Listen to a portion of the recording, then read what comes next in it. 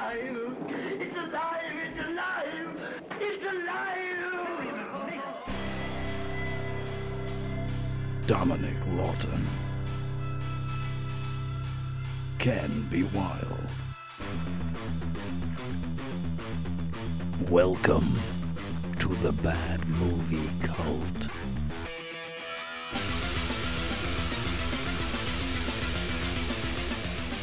Today we have a fan requested, viewer requested, listener requested, cult member requested. Yeah, it was a request anyway. It was a suggestion to watch this film, and it's an absolutely fantastic suggestion. Yes, it was.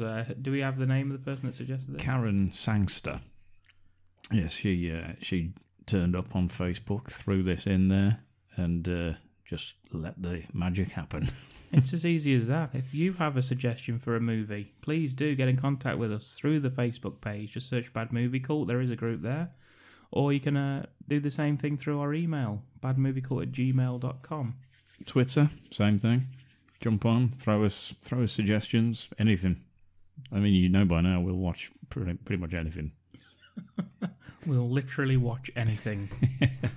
So you don't have to. Yeah, a lot of the time. Unless we recommend it like this one. This is a 1985 release. The director is Jean-Marie Palardi. It stars Robert Ginty, who you will all remember from Madhouse with Kirstie Alley, and Warrior of the Lost World. I remember from The Exterminator. The Exterminator, yeah. He was the Exterminator himself, which is why the tagline is, "Extermination is the reward for the world's richest prize." Which doesn't really make sense. It rolls off the tongue, doesn't it? It's not really much of a reward, is it, that? It's probably not worth it. It also stars Fred Williamson. Yes, yeah. Blaxploitation actor. Mean Johnny Burrows, as he was in one of them. He's actually quite high up on the cast credits, but he's not in it for about 50 minutes. Yeah. He just turns up for the last half. You remember him from Dusk Till Dawn. You may also remember him from Warrior of the Lost World. Yeah, that's cropped up. I think we've mentioned that more than we've mentioned the title of this film, which we haven't mentioned at all. He's also in The Inglourious Bastards from 1974. Yes, the original, obviously, that is. Yeah. This film is called White Fire. White Fire? White Fire.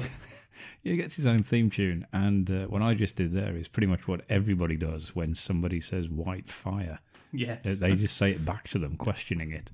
I think I messaged Ken as I was watching this saying, how many times do they say white fire in this goddamn film?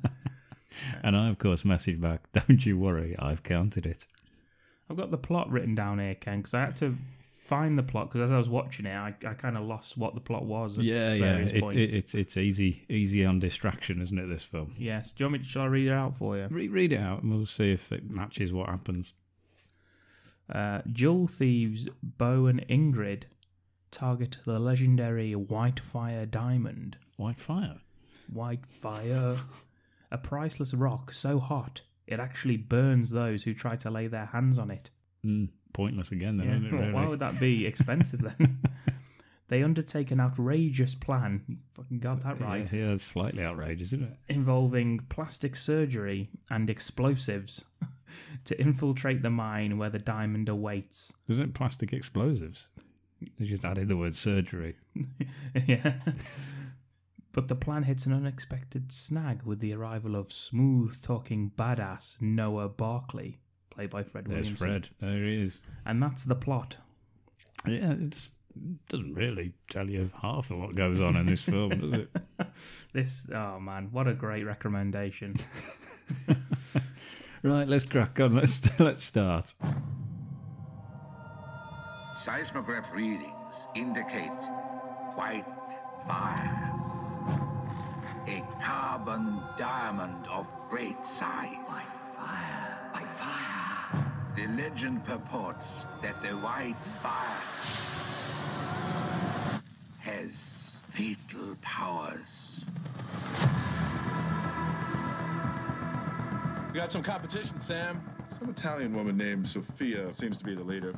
I want that white fire at any cost. Give me the diamonds. What did they want? They wanted to be our partner, Sam. You will want your sister alive. Okay, there were a few problems. They know the whole operation.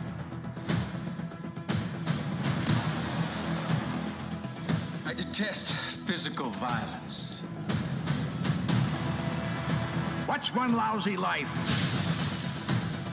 for the white fire diamond?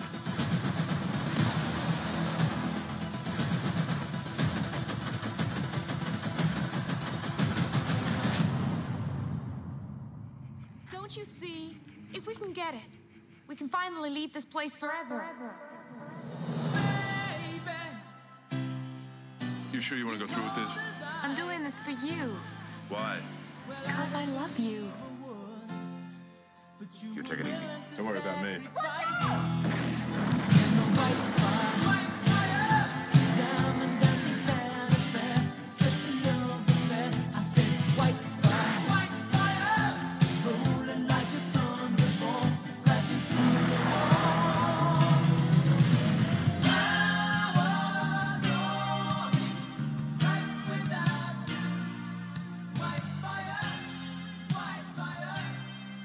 Okay, and the movie starts with some slow motion running through the woods. Yeah, with some like sort of hippie, trippy music going on in this, like some slow song whilst they're running in slow motion. And it's a family of four. Looks like a lovely day out in the woods. Yeah, the dad's got a flight jacket on. Yeah, he looks cool. Yeah.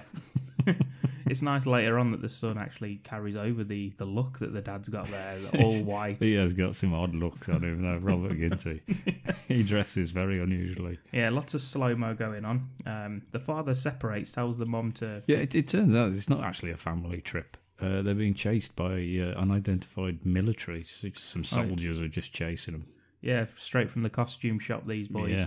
Yeah, I'm not sure where they're from. I think we're in Russia, I think. Yeah. It just looks full camo, just exactly what you get hanging up in the old costume shop there. Yeah, he says, take the children and go, which they don't. She just then hides behind the nearest bush, and he can still see them. Yeah. He does the same and grabs a branch and bends it backwards. Yeah. It's a bit like Nicolas Cage, the guy who gets hit in the face. He does, I wrote yes. that down. Maybe it was him. Uncredited, tree to face. Yeah, the soldier is knocked out cold from this. Yeah, he then reiterates, take the children and go, please. I just told you this and you're still here. Yeah. Yeah, go to the beach. The American will meet you. I like how polite he is, that he makes sure everyone looks at him before he guns them down. Yeah, that happens a couple of times, doesn't it? He's like, hey, and they turn around so then he can shoot them. Yeah. Yeah, because he's got the gun off the soldier, obviously. Yeah, he likes rolling around in his all-white suit. Yeah, the soldiers are shit as well, by the way. We've got to Absolutely point terrible. that out. They're always, as they are, they're just aiming wildly, shooting blind into trees and stuff, whilst he just shouts, hey, and kills them. Yeah. He tries to steal one of the jeeps, which I'm not sure why, because it's not really necessary. They're up 10 yards away from the beach. Yeah, that's one thing he does. He shouts, hey, to another guy who just looks around, shoots him, gets in the jeep. He's about to drive off, but he can't really start the jeep. I don't know what the problem is. I will say this is the first of several very dangerous-looking fire stunts. I don't think this was supervised in any way. No. The guy he shoots stands up behind him, and he doesn't. I don't think he shouts "Hey!" He doesn't try to get his attention at all. But instead of just having a machine gun, he's got a flamethrower, which is weird. It's weird that he's got that. Standing by the jeep. So yeah, he just sets fire to him. And the jeep. And the jeep sort of, like, whatever's underneath it. So, the guy, now the dad in his jacket, he's now just on fire. And it's a slow motion, and you kind of think that it's a real cry of pain. Yeah. As he's on fire for real. Yeah, his hair's on fire. Yeah, he's just... yeah, and then the jeep blows up.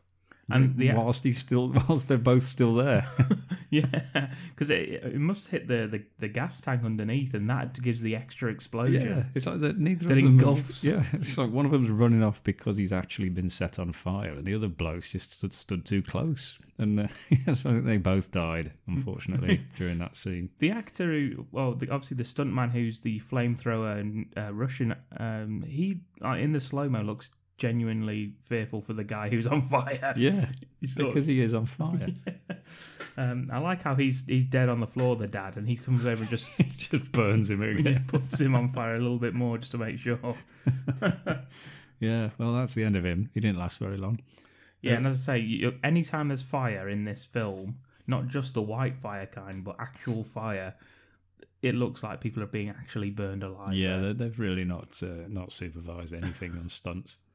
Yeah, meanwhile, Mum and the kids, they're running down the beach, and they've got an armed soldier trailing about 5 feet behind them. Yeah, not sure why. Yeah, why is he...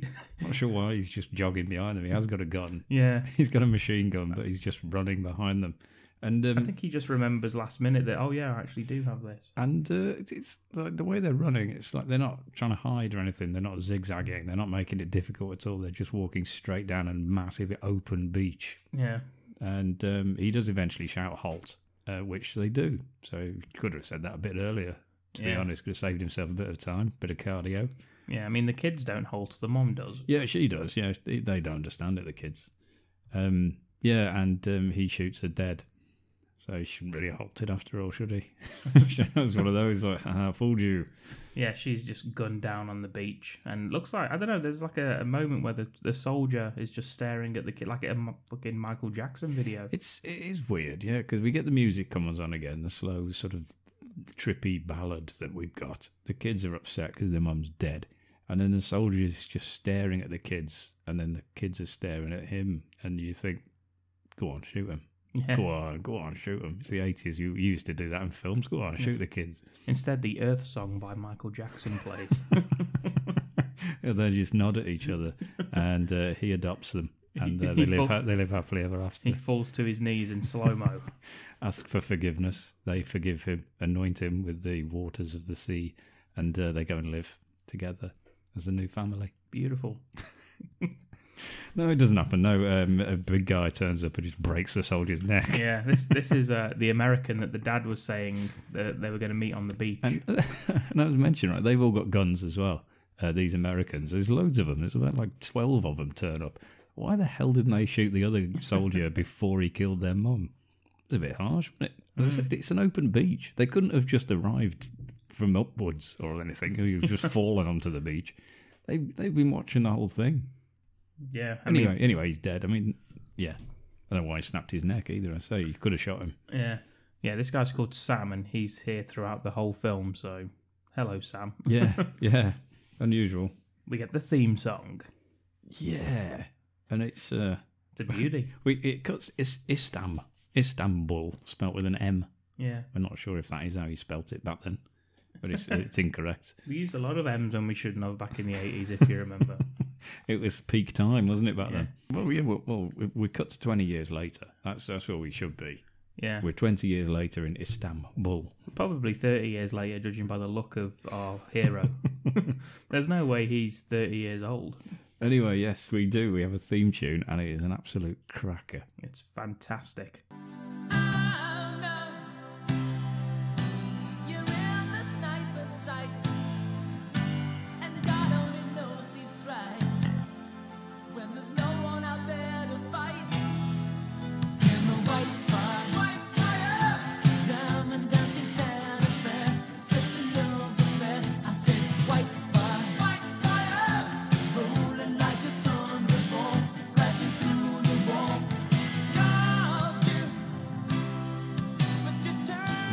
Possibly the best theme tune since Hard Ticket to Hawaii.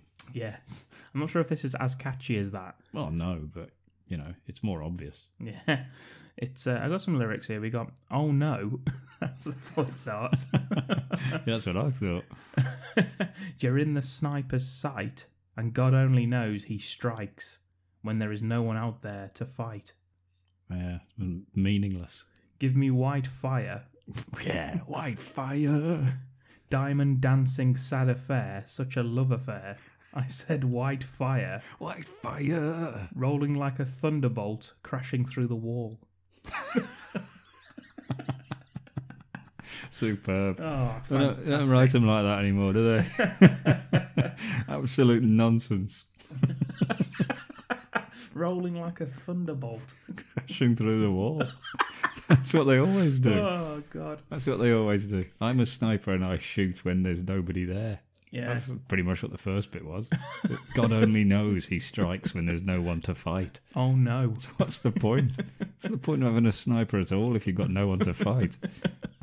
What a useless thing to have. Especially if he's just going to strike anyway. You'd at least wait for an enemy.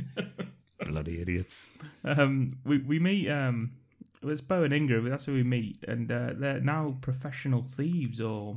I don't really know what they are. Yeah. Yeah, Ingrid's working in some sort of compound that's Ingrid's guarded by stormtroopers. Yeah, I was going to say, from Star Wars. Ingrid's working on the Death Star. This is ridiculous. What the hell is everyone wearing in this place? No, it's like... And it's also got the electric doors from Star Trek that take forever to open, which is pointless. The guards are dressed like Rick Moranis from Spaceballs. That's what they look like. Yeah, they do, yeah. Yes, they have got large helmets. With Napoleon Dynamite's moon boots on. I don't know what the fuck's going on. You do get to see some guy. Some guy sets off an alarm. He sort of goes in a little shower unit, which I guess is a security thing. And they drag him away, only to drag him back across the shot again, as though he'd gone in the wrong room. They brought him back. Apparently he's been stealing diamonds. Yeah. That's what the compound is, you see. He's been stealing diamonds, and they try and get him to talk, but then they just electrocute him to death because he doesn't say anything, so they just kill him. He's like, oh, well. I think it's Cheech from Cheech and Chong, isn't it, that guy?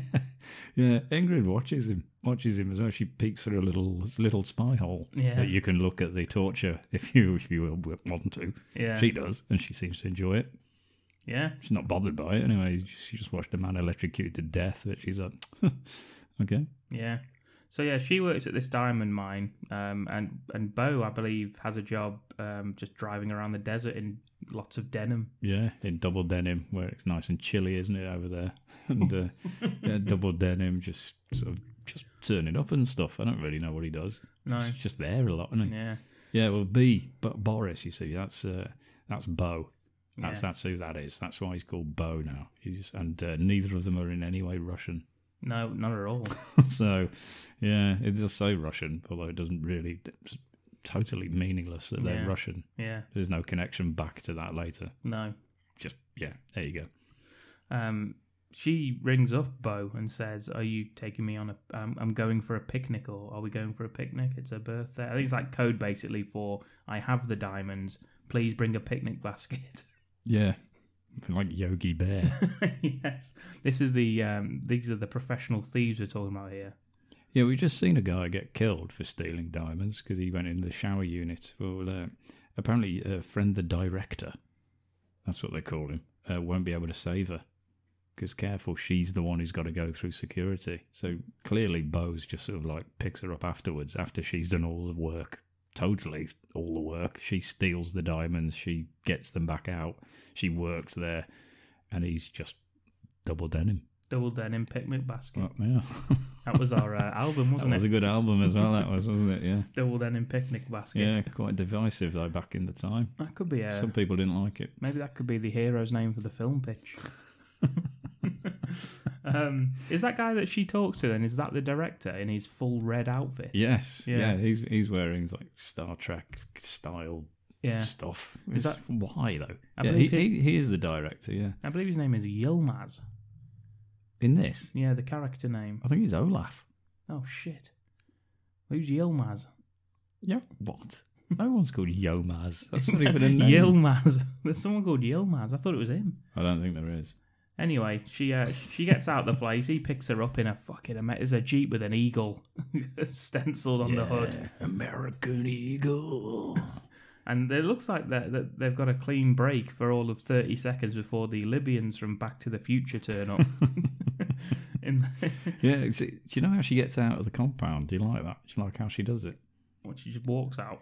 Yeah, but she goes into the shower unit and gets scanned, no diamonds. And then the director says, here, you forgot your bag. And she comes out and she says, oh, silly me. Yeah. And you think, it's in the bag, isn't it?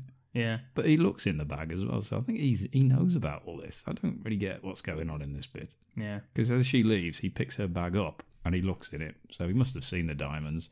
So I thought he was just going to kill her.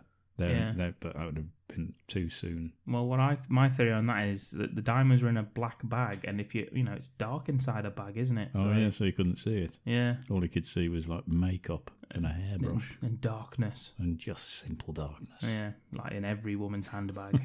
So they get chased by these Libyans, and what I like about Bo is that he will start fighting someone even though ridiculously unmanned. Yeah, I've got that as well. Yeah, they're all at gunpoint, and he punches 3 of them, and then he's reminded that his sister's at gunpoint, and he's like, okay, then yeah. I forgot about that. He does it again later as well. Yeah. He just starts fighting. It's like you're already surrounded. I forgot that he would probably kill us in this blink of an eye. Yeah. They're taken to a boat. Where they meet a woman with a very questionable Italian accent. I liked her, Sophia. Yeah, I like Sophia. Yeah, she says some funny things because of her accent. Welcome, Signor Donnelly. And now we discuss business. And basically, I don't know how they found out about this diamond scheme they've got going on, but they want in. They want half for no input whatsoever. They just want half. They just want half the diamonds. That's it. We are now your clients. Yeah. And that they agree. Bo says partner, holds his hand out to Barbarossa. Yeah, holds his hand because he's the sort of second in command to Sophia. Yeah. He says partner to him, holds his hand out, and then again decides to start a fight. He just punches Barbarossa, and then he says he basically pulls out a diamond and says that he was stealing. So Barbarossa was also stealing from the stolen diamonds that they stole. Barbarossa. That was not a theme tune they used for this. Yes, and she just walks out like, see you later. He's like, bye. Yeah, so he says, look after my sister for me to because they're holding her hostage basically until they can get I can't even remember what the hell they say. Just give us some more diamonds and we'll keep your sister to make sure you do. Yeah, but she's the one that steals even though she's the only one that works there, and she's should have kept him hostage. Yeah, but he agrees to it, and as he walks out, this is what I thought. What's he doing now? But it's actually an escape mission, but we don't know this at the time, so it looks like he's just attacking random guards on the boat. He's done the classic. Okay, then bye, but he doesn't go. Ladies and gentlemen, no. It's a bluff because he says it too loudly and too happily. Yeah. So he just punches somebody else, dances out the bridge, just punches somebody else and just throws them into the water, which I think kills them instantly. I believe so. Yeah, because you don't hear from him. He doesn't shout, "Hey, look out! He's still here" or anything like that. He's just dead. He's learned nothing from his father. Yeah, by the time he's done that, she's already been taken down into a different room and tied up. The sister. Yeah, so he's left just to sort of hug the wall and just look in every window he sees. Better watch out for thunderbolts. They'll come straight through it. She's starting to get sort of groped a little bit by her captor. Barbarossa. Yeah, so she ends up just headbutting him to the ground. Yeah, she says, "Can I have a cigarette?" And instead he undoes her buttons on her top. Which I don't know if he misheard her or whether it's like a translation thing. I think so. I think he is Turkish, so. Oh, well. What called Barbarossa? Barbarossa. That's what he says as he's undoing the buttons. Yeah.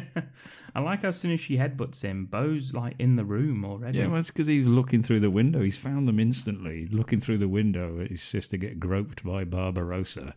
And, suddenly just instantly in the boat. And found them in the room from the location of being outside. Yeah, because the blueprints or something.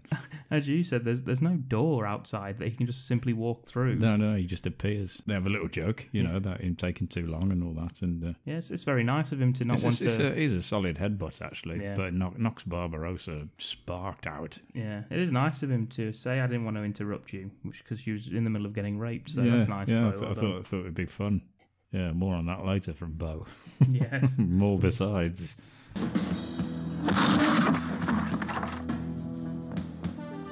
didn't want to interrupt you. Well, untie me, okay? Where's your Italian girlfriend? She said something about the radio room. She got diamonds with her? Yeah, she's got them. Let's go pay her a visit, huh? Don't you want to say goodbye? Bye.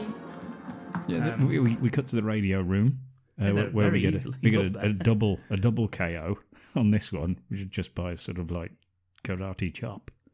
Yeah, Both of them land a karate chop to two people that we've never seen before and we don't see again. Yeah, I think one of them's the woman, isn't it? Isn't it the Italian? Oh, Sophia. It's Sophia. Oh, yes, sorry, it is, yes. Yeah. And they got up there very quickly. I mean, there was there one guard on this whole boat. Yeah. One he just threw off the and bridge. he's gone, he's dead. He's allergic to water. Yeah, and it's actually off screen where the Italian woman lands. So Bo goes down to pick the diamonds up, and the sister says, you could have tried her pockets first. And he said, wouldn't have been much fun, or wouldn't have been as much fun. Where the hell was he checking? Oh, I'll have checked everywhere. He obviously did that. The pockets would be the last place.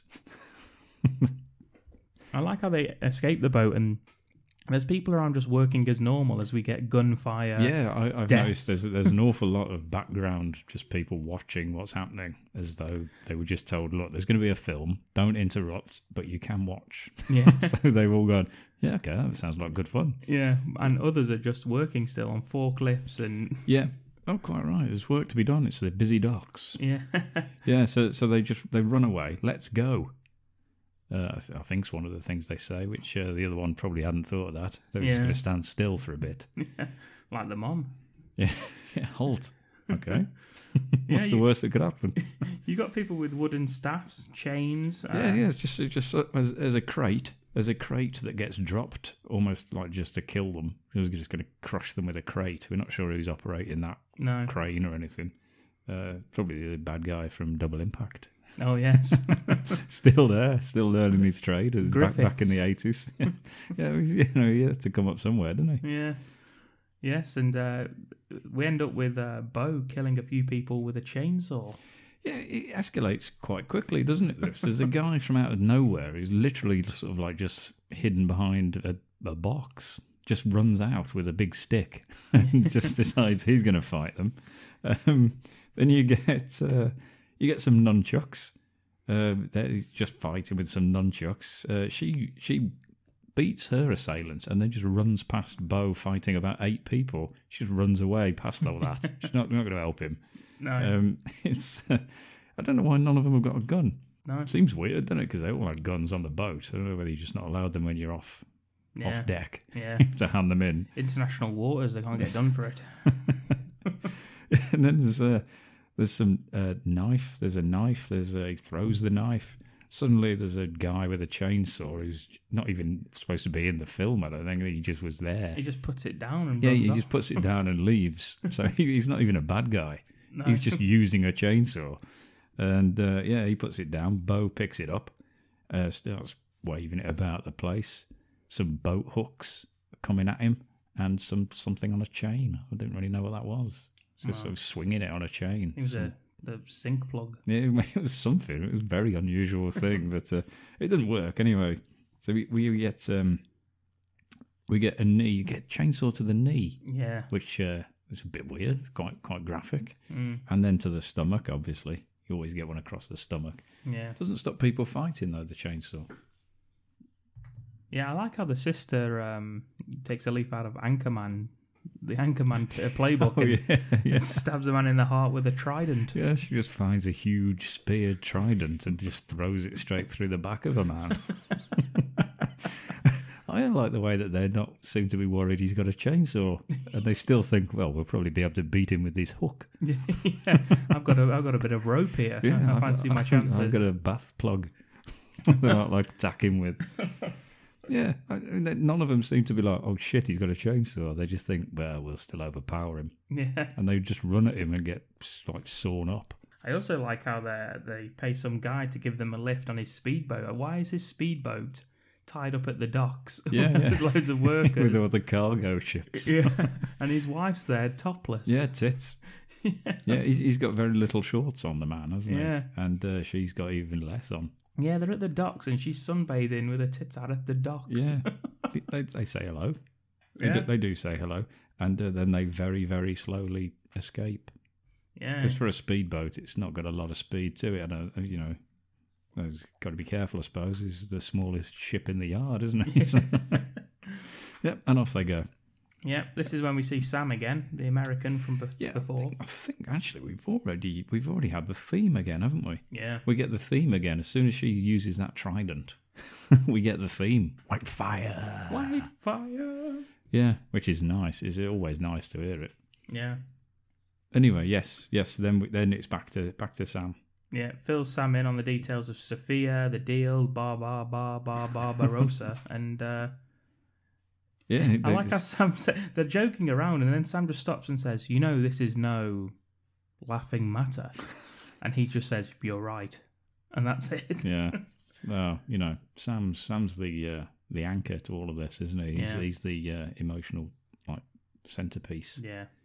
Literally the anchor. They throw him overboard to stop the boat. More on that later. Bo reckons that they must have someone on the inside. They need to find out who it is, and fast. Yeah, this is after Sam's met with a guy who's buying the diamonds off him, isn't he? So Sam's in on it as well. Sam's also part of this theft ring. I'm not sure who's the good guy in this, because they're all just thieves, aren't they? They're just like robbing stuff off each other. Yeah. Anyway, this guy's very certainly Quentin not. Tarantino, isn't well, it? This guy's certainly not a good guy because Bo doesn't trust him, and he doesn't trust him so much. We get a really, really close up of Bo looking at him. Yeah, giving him the stink eye. Yeah, which is too close. Yeah. It's closer than we needed to ever get. This guy's called Mr. Apaydin. That's his name. Is it? Yeah.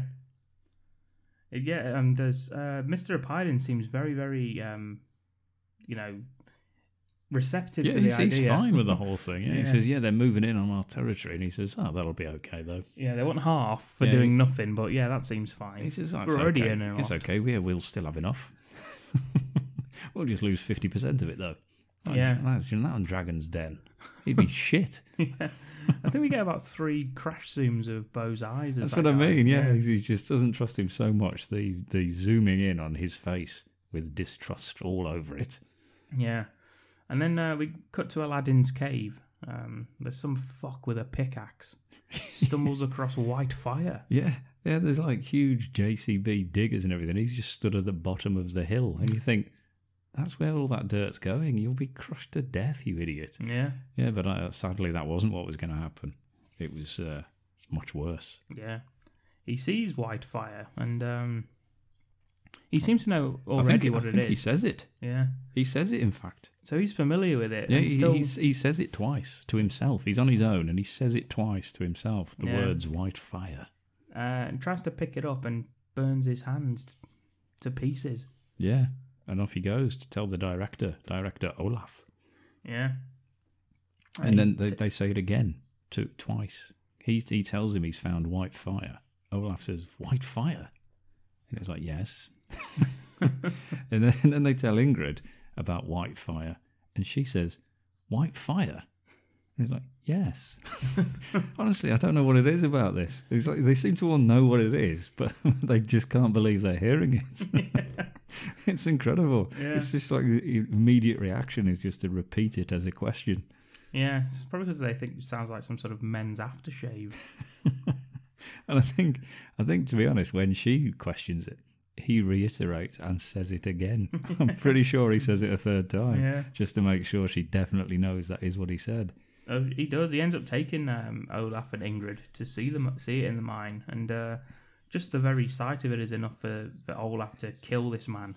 Yeah, but little do they know they're being followed by a very obvious eavesdropper. Yes, who looks a bit like Mario. He does. Yeah, without his hat. I think this guy turns up quite often in this film. Yeah, I think he's there again later on, but I think we've already seen him on the ship or something, I think. Yeah, apparently, I think he probably cropped up way more than when I've noticed. Everyone in this film looks like this man. Yeah. Well, it's Turkey. It's a popular look in Turkey, isn't it? The swarthy, mustachioed man. Yeah. Yeah. But there you go. This is pretty much what this guy looks like. Yeah. So yeah, I think maybe he was like many parts. Yes. Got paid a fortune. Made the most out of everyone in this film. Just added a hat, an eye patch. Kills him with a pickaxe to the back. Ingrid says why, and Olaf says, "You want him around telling everyone about this? What's one lousy life?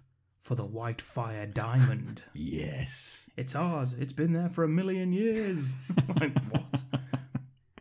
1,000,000 years it's been there. Yeah, I like the really quick cut now of him just clumsily carrying the body out of the mine. Yeah, he's rubbish. Like, there's no reason to show us that. But You don't really need him to be out the mine. No. Because Yeah, no one he else should. knew it was there. This is like a little crevice that they've got into. Yes, that's right. You heard me. Yeah. Yeah, they've found. So nobody else even knows about it. So he's not going to get discovered, is he, unless they take more people to it. Yeah. Anyway, yeah, that's beside the point. Because we ain't got time to worry about that, because now we've got some heavily oiled up men I've put cut to stroking each other. cut to some men oiled up and slapping each other's asses. Yeah, pretty much. What the hell's going on there? You know, stranger to me and my appreciation of a fantastic oiled up female character. I found that on this occasion, it's not the same. Not the same when it's all men. No, especially when they're just sort of grappling and just not doing anything. Yeah. And it's very popular in the town, however, Yeah. because everyone's sat watching and a lovely bit of music playing in the background. Authentic local music. Yeah. Turns out this is Ingrid's favourite spot to use the telephone. Yeah. And she parks right outside this and then just runs over the road a bit further, and you think, why don't you just park outside where the phone is? Yeah. Why have you parked there? Next to the sweaty grapplers. No, I can tell you why. It's in case she's followed. By swarthy Mario number 3. Yeah, by Luigi. She rings him. She rings Bo on his boat just to tell him that she can't talk right now. Yeah, he tells her that he's on the boat. We already know it, but obviously she doesn't, so he does tell her. Yeah, I mean, she's ringing the boat. I'm on the boat. Yeah, so well, thank God, because I've rang the boat. That explains how you've answered it. Yeah. That's right. They're meeting in the usual place, much to his annoyance. It is annoying, isn't it, to be phoned, you know, Yeah. when you're on the boat. Yeah. And they know you're on the boat already. But you'd tell them, Yeah. just so they'll go, actually, it doesn't matter then, you carry on the boat. Yeah. No. Doesn't happen, though. You got to leave the boat. Sometimes you have to. Well, Bo's not happy. I'm not happy. Yeah. Ingrid, she wants to steal the white fire so that they can all go home. Yeah, that's nice. Yeah. Bo says it would take an army just to get into that mine. It's just too dangerous. I also noticed that when she drives back off to meet him in the usual place, which is just like in the desert somewhere, she uses the indicator to turn. She's just on a dirt track on a desert, but she's very conscientious of letting people know where exactly she's going. Yeah, maybe she's not all bad then. Yeah, well, you know, people should do that more here. Yeah. You know, on the real roads. Yeah, social commentary. Yeah, so he says, no, it's going to be too difficult a job, so they don't do it, and the film ends. Hang on, let's talk to Sam, see what he thinks. White fire! Yeah, let's go and steal it. No. Okay. White fire! She says, are you frightened? And he gives her a look only Rick Douglas could give. And he says, 20 years ago, this will become a very big and lonely place for you and me. All we got is each other. I mean, and Sam, but whatever. I just don't feel right about it. It just feels wrong. Feels wrong. I'll know what to do. Yeah, they say, let's go talk to Sam, see what he thinks. So he immediately says no and then says, well, maybe. Thanks, Sam. That set us on our path. The Italian woman, she's back. Sophia. She's talking to the manager of the mine. Is it Olaf? Yes, the director. I didn't even know it was Olaf. Olaf gets mentioned later on, and I never knew it was the same guy. That's why I thought his name was Yilmaz. Why Just wouldn't it made be? that up. Because Yilmaz is never mentioned in the film. He looks more like an Olaf than a Yilmaz, to be honest. Yilmaz isn't even a name. Someone says Yilmaz. He tells... It's not like Nilbog, is it? Where it's just you turn it around and it's white fire. He tells her about white fire, and there is another person who knows about it. Yeah, it seems a bit pointless in mentioning it. Yeah. Only 2 of us know where it is. And you're like, okay. I'm one of them. Who's the other one? Yeah. It doesn't Ingrid. matter. It doesn't matter. Oh, yeah, actually, it's Ingrid, though. Yeah, and Mario. Ingrid's swimming now. Yes. This is a bit weird. I'll just say that. That's just a little bit of an understatement as well. Bo Bo's in the kitchen with Sam and Sam's wife. He's kind of just molesting her. Yes, twice. Yeah, he he molests her a couple of times. Sam's oblivious to it because he's leaning over a very small stove. His wife is called Josepha. Yeah, yes. Yeah, from The Lion King. Yes. Mufasa. A wimbo, a wimbo. That's the end credits song, of course. Yeah, this is where the film gets really weird now. I mean, this is the bit, is it? Up till now, it's been relatively diamond smuggling, 80s shit. Yeah, just been rubbish. But this is where it really does take a turn. Yeah. Not just for molesting his wife. That's the least. That's the least of his crimes. Walks in and does it. Tries Sam's. He's been 2.5 hours he spent on this. Tries I don't know it. what the fuck it is he's making. Yeah. It's 2.5 hours boiling some spaghetti. Yeah. Tries it. Says it needs more salt, and then molests the wife on the way out. Yeah. And, after Sam says no, it doesn't. Get out of here. Yeah. Tries it and says, it really does need some salt, and they all laugh. And then both of them laugh because obviously they've gone, haven't they? Yeah. Anyway, yes, back to Ingrid swimming fully naked, which is fine. I've not got a problem with any of this nudity. This is actually spot on. I think we should see more of it. My note here is Bo and Ingrid have an interesting relationship. She gets out of the pool just to, I don't know, stand under some leaves. Yeah, Bo's gone to get her because dinner's nearly ready after 2.5 hours of preparation from Sam. So he's on his way down. She's still swimming, buttocks glistening in the moonlight. Which is one of my poems. I remember it well. Ken B. Wilde's Glistening Buttocks. That was the name of the open mic thing I did. Could have done without it. Yeah. And the spotlight. Yeah. Open mic, open buttocks. That's the tagline. Great days.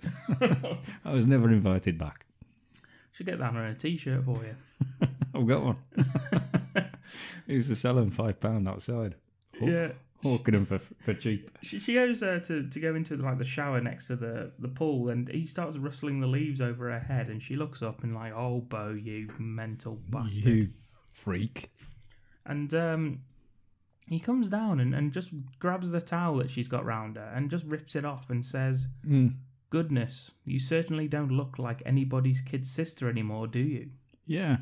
And what she does, which bit does she protect? Which bit do you think she'd try and cover up? She's got 2 hands, but she only uses them for one cover. Yeah, I can answer that. Go for it. The anus. It's automatic.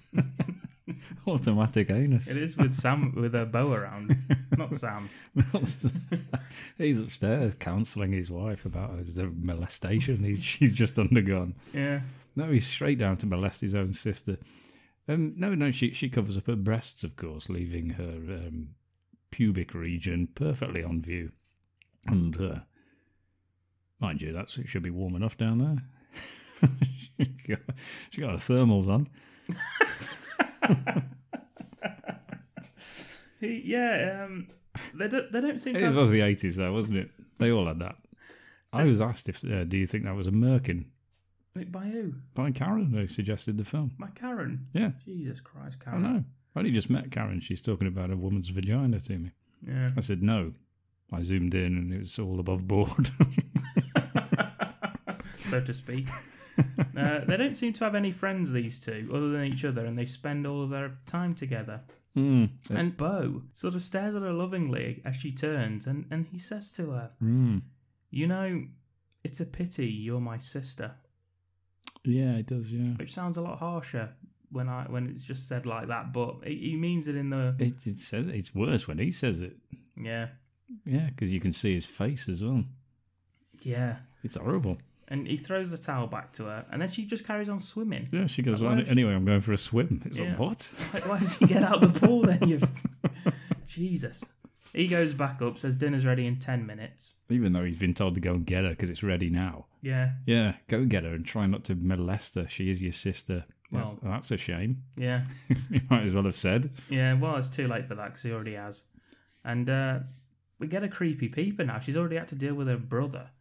Yeah, and there's a sneaky boat has been a bit approaching whilst we've not in the pool, obviously. That's a very sneaky boat. On the shore.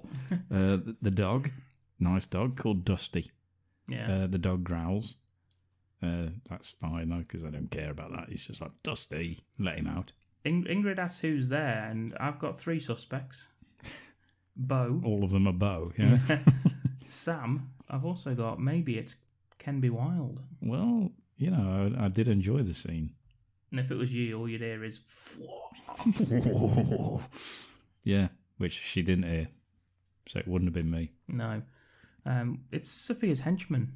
Yeah, and she gets snatched whilst we cut back up top, and they are eating. They started without her. It's probably a good job, because there's no way she would have also fitted on that table. It's one of the smallest tables I've ever seen. 3 people sitting round. Yeah, they're arguing about ketchup. Just don't use ketchup on this. Yeah, you fucking mentalist. Yeah. You've already gone on about the salt, which I will admit you were right. Yeah. Yeah, but not ketchup as well. Yeah, she's being kidnapped as this is all happening. Yeah, as a fight. I gotta say, luckily these people just can't fucking fight to save their lives. These 4, there's about 4 or 5 sort of carrying her away, and she just dispatches all of them. Yeah, and she's still naked, of course. She's still totally naked. She slashes one of their necks as well. It's like, incredible. Just in a towel manages to kill a man. I mean, she could probably escape, but she's actually surprised by Sophia herself turning up in some sunglasses at night. Yeah, well, she's evil. That's what happens. I've seen a film of the Yakuza films as well, where somebody says, we're sat on a bench at night wearing sunglasses. Of course we're Yakuza. Yeah. It was like, yeah, fair play. Is that the prerequisite to be evil, wear sunglasses? Yeah, at night. Or inside. Stevie Wonder must be a right bastard then. Ingrid, she goes to run at her with a knife, Sophia, but lightning quick reflexes from Mario. Yeah, this actually is him again, Yeah. by the way. This is not just a bloke who looks like him. Shoots a dart out of a little blowpipe. Which is the easiest way to get somebody, isn't it? I mean, never mind a pistol with a silencer on it. You're not carrying a dart and a blowpipe. Yeah. What kind of assassin are you? Yeah. And, hits her right in the forehead and actually fucking kills her. Yeah, I thought it was just one of those knocked her out. But Sophia turns around and says, you idiot, I didn't want her dead, and slaps him. And it's only that slap that somebody inside says, what was that? It does sound like a gunshot, the slap. it's like the reverberation of that slap could be heard miles away. Yeah, what was that? I like how when she's dead on the floor, all the bad guys are just looking at her. And thinking, is that a Merkin? Is that Angela Merkin? And she... there's like another version of the theme song that plays now. A slower version. Yeah, it's a slow one. It's like Team America when it's all gone wrong.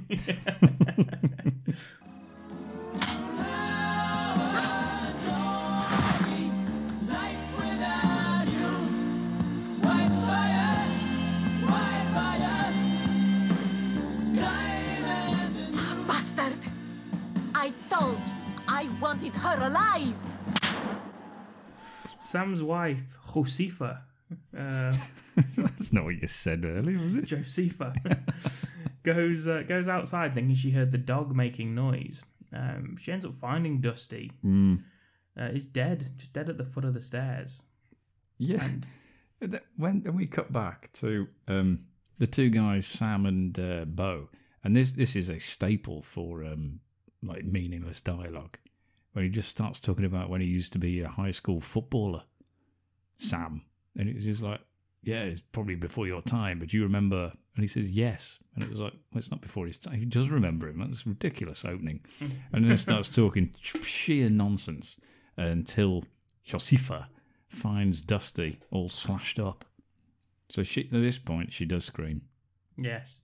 And she's stabbed as well. Yeah, Barbarossa, I believe. Stabbed to death.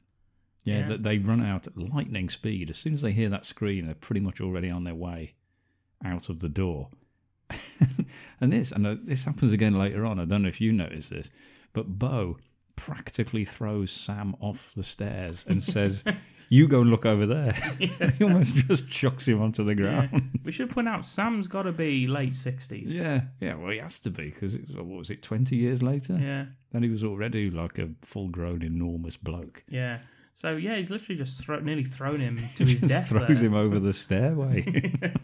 You look over there. Yeah. Yeah. Josefa. Obviously, he finds Josefa. That's why he has to look over there. Yeah. So Bo can find Ingrid.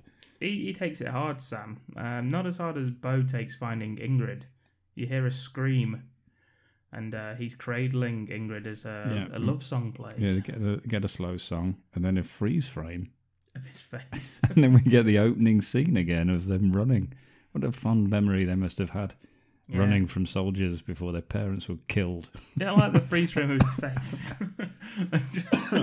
Just them as children running. And I'm surprised I didn't also have the slow motion of the towel whipping off bit as well. Just the happy memories. In my mind, we did.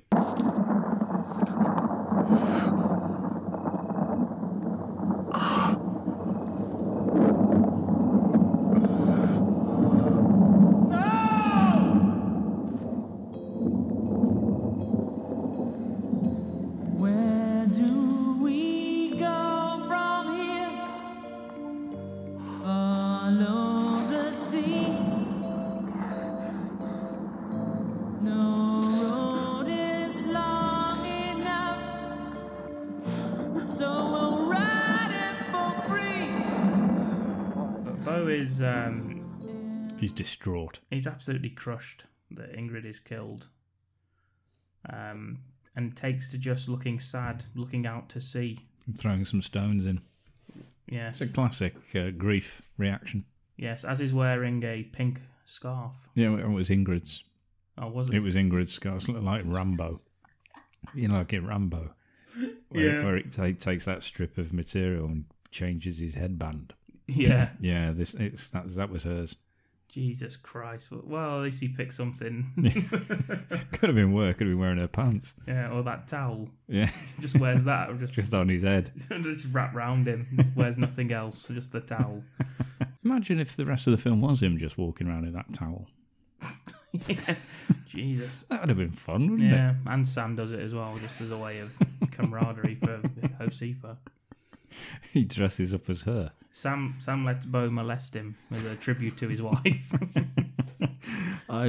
Sam actually turns up whilst he's throwing stones in the sea and being sad to give him a fantastic pep talk, which starts with, you know, if you've seen as many killings as I have. It's just like, what the fuck? How many killings has Sam seen? What's he on about? I don't know. I really like that line. I just thought, again, it was like Dark Place. But yeah, if you'd seen as many killings as I have, it's like, what's gone on in Sam's life? That should have been like a spin-off where we get to see what Sam used to do. Yeah. Like a serious assassin, I'm guessing. Yeah.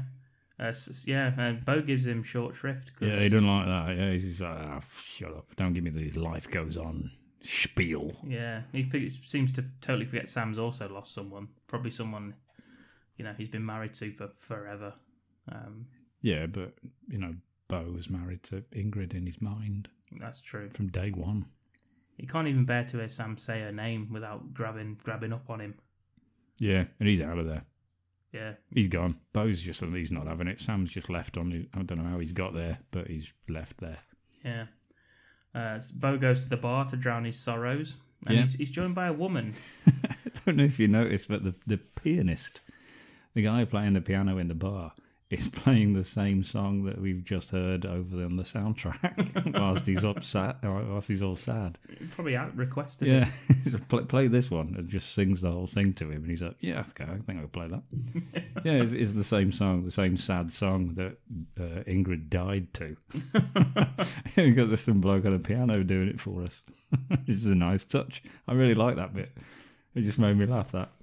Yeah, the woman looks exactly like his sister. Yeah, but he doesn't seem to notice. No. I mean, it's the first thing I noticed. I was just like, what the fuck's going on now? Yeah, I thought she was alive again. Or like it's like John Gielgud in Arthur, just kind of follow him around all the fucking time. Some sort of, Scrooged. Yeah. Yeah. She says to him, I'd like to take you back to my place. And he says... Bo must be irresistible to the ladies. Well, look at even that his own moustache. sister. Yeah, he looks like a really cheap porn star, doesn't he? Yeah. With that moustache. Yeah. And the outfits he chooses are just ridiculous. Yeah, and she says, I'd like to take you back to my place. And he says, I'd like you to leave me alone. Yeah, classic. Playing hard to get. Then he says, I'm sorry. And she says, it's okay. Have you eaten? He's down in whiskey like a trooper. He doesn't need food. That is Yeah. his food. Yeah. We then see Turkish Burt Reynolds.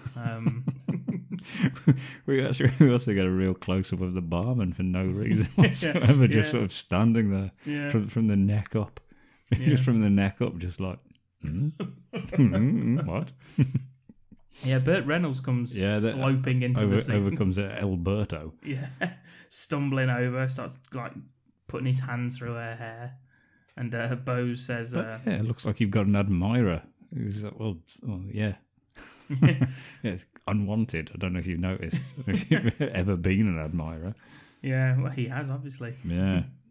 Only to his actual family, though. He tells him to leave her alone, and he sort of, because he's hammered, he just sort of stumbles and looks at him, and that's enough for Bo, and he just attacks him. He just punches him out as well. This actually really made me laugh. Yeah, because this starts a full-on fucking It's bar like brawl. it's like some sort of saloon in the Wild West, isn't it? Yes. Burt Reynolds, he gets punched, and as he falls backwards, he knocks this woman over who's just sat having a drink. And it really made me laugh, because I thought, is he supposed to do that? Because she actually looks like that hurts as well. And then everyone just piles in an enormous fight. Everyone just gets involved. It's brilliant. Yeah. People, tables being flipped over, people leaping onto each other, launching themselves across tables. I'm surprised there's not someone who gets put on the bar and gets dragged across it like in the old saloon. Well, there is a stool across the back, isn't there? Jesus Christ. On the bar. No, but there's like bottles being broken and stuff, and it's just really, really funny. Yeah, isn't it? This woman's called Olga. Yeah, she hits Burt Reynolds across the back with the stool. Yes, because he's got the bottle at Bo. Yeah. Unfortunately, Bo gets a double chop to the neck. Yeah. And he's then knocked out. Yeah. It's a knockout blow. Yeah, and luckily, in his last breaths before passing out, he manages to write his full address down. Yeah, I thought he was back at her place, because he wakes up and he's just like, she's there. And I thought that's where they'd gone. I thought she'd taken him to her place. But meaning, I don't know why they didn't. No. It's not like, but still, no. Yeah. I don't know how she got him out of the bar. No, on her he's unconscious. The other guy had a bottle. He's clearly, kill him. a violent man. Yeah. Anyway, yeah, but they're back at Sam's place again. Yeah. And she says, what are you staring at? To Sam, who's just staring intently at her. And he says, no, I'm sorry. And she says, you're still doing it. And he says, no, I'm sorry. He just says it again. Yeah, but he is still staring at her, yeah. He is still sorry. He is still sorry about it. But no, there was the word no. I don't know why he's saying that, because he is. No. Yeah, what are you staring at? No. Makes sense, Sam. This is because Sam's come up with an idea. Yeah, an immediate plan. Yeah. And this will be surely the most foolproof plan anyone's ever heard. This is the worst plan I have ever fucking heard. Is that what you've written? Yeah. Oh, right. Well, maybe it won't be the most foolproof after all. Maybe I was wrong to think that. This is the worst plan I've ever heard. And this is coming from a guy who's watched the fucking Miami Connection. He's watched Hard Ticket to Hawaii with the fucking blade frisbee and arriving at a bad guy's compound in a fucking hang glider. This is worse than that. Yeah, this is quite convoluted, isn't it, really? Yeah. You would think this is like, actually, that's too much effort. Why should we do that? Yeah. That's all that somebody needed to say. That's is a a stupid idea, Sam. This is a worse plan than Jim writing to the Pentagon to get news on his Hello, dad. have you heard about my dad yet? Yeah. Signed, Jim. Yeah. This is worse than plugging loads of hair dryers into the wall to kill a snowman. I don't know, that worked. Briefly, I guess. Jesus Christ. Basically, what the plan is, Yeah, go on. the idea is Olga should take Ingrid's place. And he's confident on this, based off the very brief period of time since he met her, that she can pull this off. Why in the hell do they even need someone to take Ingrid's place? No, not entirely sure. No, because Ingrid did know where the diamond was. Yeah. But just by taking her place wouldn't mean that you would also have that knowledge. Yeah. That's not how that works. Ingrid, Pretending to be Ingrid doesn't mean you also have all of her knowledge and thoughts. yeah, or a skill set. This woman can't speak Russian. She can't fight whilst naked in a towel. Well, we don't know yet. In fairness, we've only just met her. And she is called Olga, Yeah. which is a weird name to have, isn't it, in Istanbul? Yeah. I'm guessing. I don't know. Mm. It should suggest maybe she could speak Russian. It's just a massive coincidence if she could. Sam, But then again, to be honest, they never speak Russian, so yeah. nobody cares anyway. Yeah. Sam says, we could get even, we could get rich, and we could get out. Nice. Olga comes back in the room with some coffee, and Sam says the last thing Olga wants to hear whilst watching him spread on the bed, which is, would you be interested in making $50,000? Yeah, that seems fine though. She's like, yeah, go on then. Imagine walking into two men lying on After the they've bed just been discussing something. and then say, would you be interested in making way too much money for something that would be fine, most likely? Yeah, you see, I wasn't sure whether she was a prostitute. She's in the bar, she's on her own. She's clearly more interested in Beau than he could be bothered with. Yeah, I just thought, is she? Yeah, it seems unlikely. Is she high-class prostitution? But we don't know. We never find Is that she high-class prostitution? out. She's the very peak of it. For 50 grand, she should be. Well, it turns out, she's fine. She doesn't even want to hear the plan. She Yeah, just she's agrees. like, yeah, go on then. Yeah.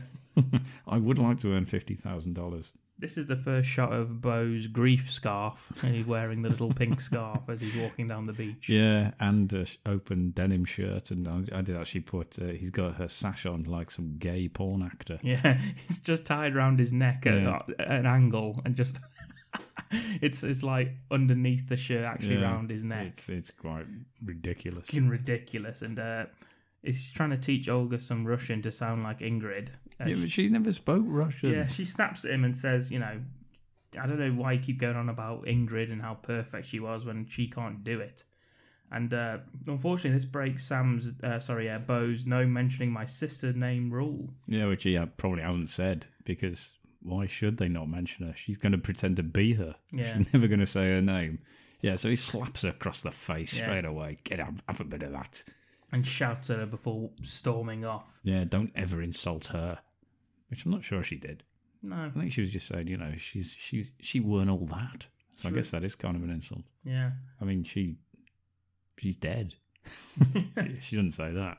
That would really drive him over the edge. Yeah, this obviously after the physical violence, this makes her want to apologise to him. So she runs down the beach shouting his name. Halt. That's all she should have said. He'd have done it. There's some great zooming on eyes and camera blurring in and out here, replacing the actresses. So Olga blurred out, then it's Ingrid. Yeah, we get that ballad again. She says she'll do it. She's sorry. She'll do whatever it takes, even though why the hell should she? Yeah. I mean, what the hell? What is this? For 50 grand? Yeah. I mean, I know it was the 80s and everything, but surely you'd think that's not worth that, is it? It's got to be worth more than what I'm doing here. Anyway, yeah, so we have that. She learns to drive a Jeep, because obviously Ingrid could, and Olga can't drive a Jeep on the beach. Really can't. Well, no, but I mean, is that something that Ingrid had to learn how to do? You just drive in a Jeep. Yeah. Anyway, I mean... Swim. Teaches her how to do that. She can't do that. She can't swim. She can't fire a rifle. Shooting Coke bottles with her right, yeah. Yeah, she can't do any of that. Teaches her how to run into his arms so he can swing her around a bit. Yeah, then they have a kiss, which you'll probably, if nothing else, convinces him that's his sister. That will. Yeah. Right, a loving kiss to the face, on the mouth. I put that as the most important sisterly duty, Yeah. which is kissing him on the mouth. My point is, if she can't even drive a Jeep in the sand, how's she supposed to kill people? She can't do anything. She can't do a damn thing. At the moment, all we've got is that she can walk. Yeah, and even that's suspect. And we've seen her do it. Yeah. So, she's got those credentials, but she can do nothing but just exist at the moment. She's absolutely pathetic. She kind of looks like the sister. They're going to try and turn her into a spy in, what, 2 days? 3, what is it, 3 weeks, is it? Yeah, she's going to go away now.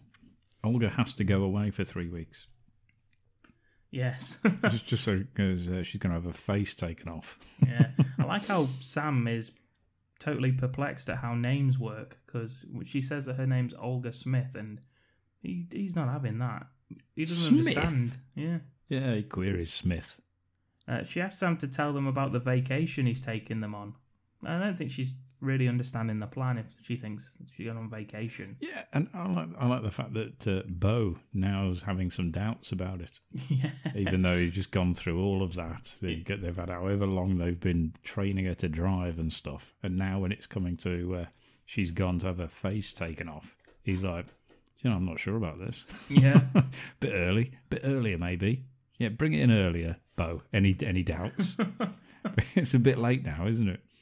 Actually, my next note is this all seems fucking mental for 50 grand. Yeah, so honestly, it's not enough. She's going to have to change her face forever. Yeah. Intense assassin training and permanent surgery on your face, look like someone you've never met before. Yeah, it's all expenses paid though, so why not?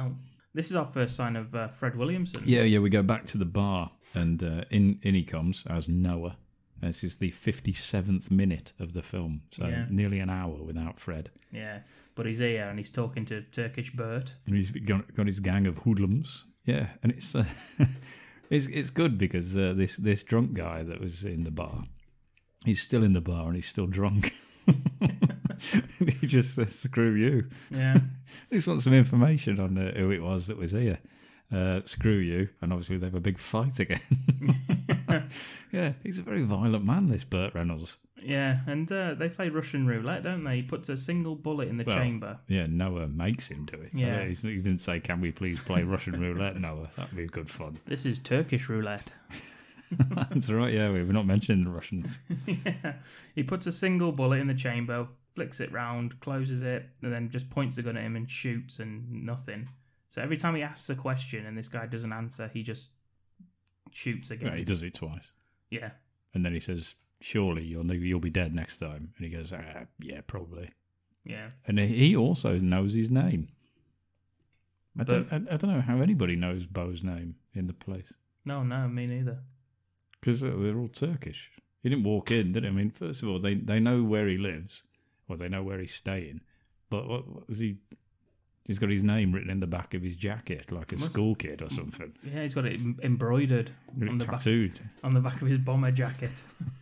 But yes, it's Beau Donnelly, of course, the traditional Russian name. Boris Donnelly. Yeah, Beau Donnelly. And he's like, "Okay, thanks." Yeah. And off they go. See you. Bye, Fred Williamson. No, he is in it again. I like once he's given him the information he wants as well, Bert, that Fred takes the bullet out of the gun and throws it to him and tells him to buy himself a drink.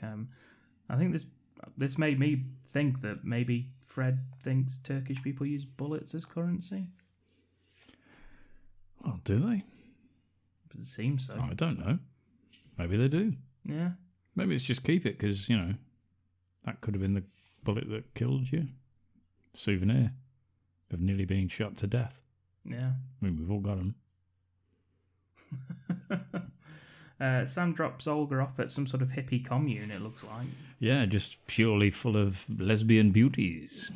And we found out, and this is actually the plastic surgeon that's going to do the surgery on him. On her. And she says, "Come to my laboratory." Yeah. Which I'm not sure they'd call it that. Yeah. In a plastic surgeon's outfit. Would they? You said the word laboratory, you just imagine that's just experiments, isn't it? Rocky Horror Picture Show. Yeah. It's not a place that you'd think, surgery? The suite. But not laboratory. Yeah. It's just got that harsh sound. I'm not sure I trust a surgeon with bright red plastic operating table.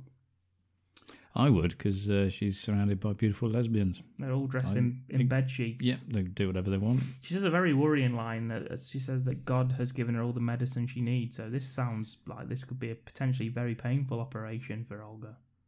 Mm-hmm. Yeah, we learn that white fire has fatal powers and comes from prehistoric times. Something like that, yeah. Has mega radiation. Yeah, it's the director Olaf, isn't it? He's meeting with what was his name? The bloke Sam was talking to earlier, Mr. Ada whatever. Udigawa. Yes. Yeah, he's meeting with him, which maybe Bo was right not to trust him. Yeah, wasn't worth all those close-ups, obviously, no. But still, maybe he was right. I can't remember what they say in that scene. I just wrote that and was like, yeah, whatever. Yeah, he's just saying, he's blah, blah, blah, blah, blah, blah, blah. Yeah, reads the information out of a book to him, doesn't he? Yeah. He actually does read it out of a book. Yeah. He's highlighted the passage. Yeah. Because he's just told him he's found it. And he says, what about this? And reads out the more dangerous side, which is the radiation and the powers that it has. And he's like... never mind that. He's like, fair dues. Back to Fred. He's in a brothel searching for Olga. Yeah, again, you see, I think before I started watching all these 80s films, I'd never heard cat house to mean like brothel, or like whorehouse or anything like that. But cat house, it just seems that was the 80s way because they say that now. Yeah, let's go to the cat house. Yeah, which I used to think was just meant a little sanctuary for abandoned cats. Yeah. Yes. Why is it ever mentioned why why he's gone there? Why he's chasing Olga so much?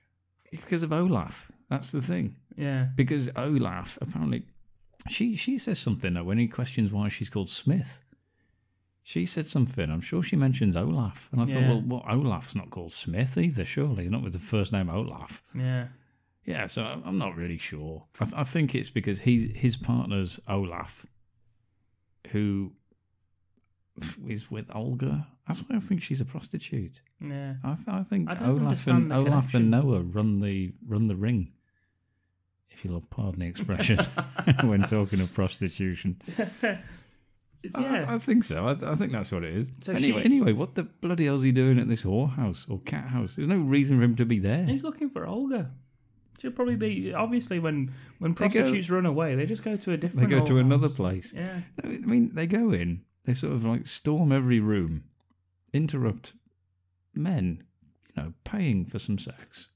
Not paying for Fred Williamson to burst in halfway through it. Well, some might. It's a very niche market. but yeah, he gets a gun pulled on him by the Iron Sheik from the WWF. That's what he looks like. His name's Jamal. Yeah, he's like the cop or something, isn't he? Who's not dressed in a cop's outfit at all. He's just there. He looks like Turkish Kojak. Totally bald head. Two very good references there. Yeah, could be either of them. Yeah. He's like a massive cockduster mustache on him. Yeah, and he says, "Oh, I was just leaving." And then he spins and knocks the gun out of his hand and holds it to his head and says, yeah, come on, guys, let's go. And you think, what was the point of that bit? I like how he does the classic throw a pencil over your shoulder to distract Jamal technique. He grabs the pencil from the woman, throws it. It doesn't distract anyone. It's like no one even sees that happen. And then he spins and takes the gun off him. I didn't see that happen either. That's how good he was. Yeah. I didn't notice that. He grabs the pencil off the woman and throws it. Why has she got a pencil? For appointments. For taking bookings. Yes. For receipts.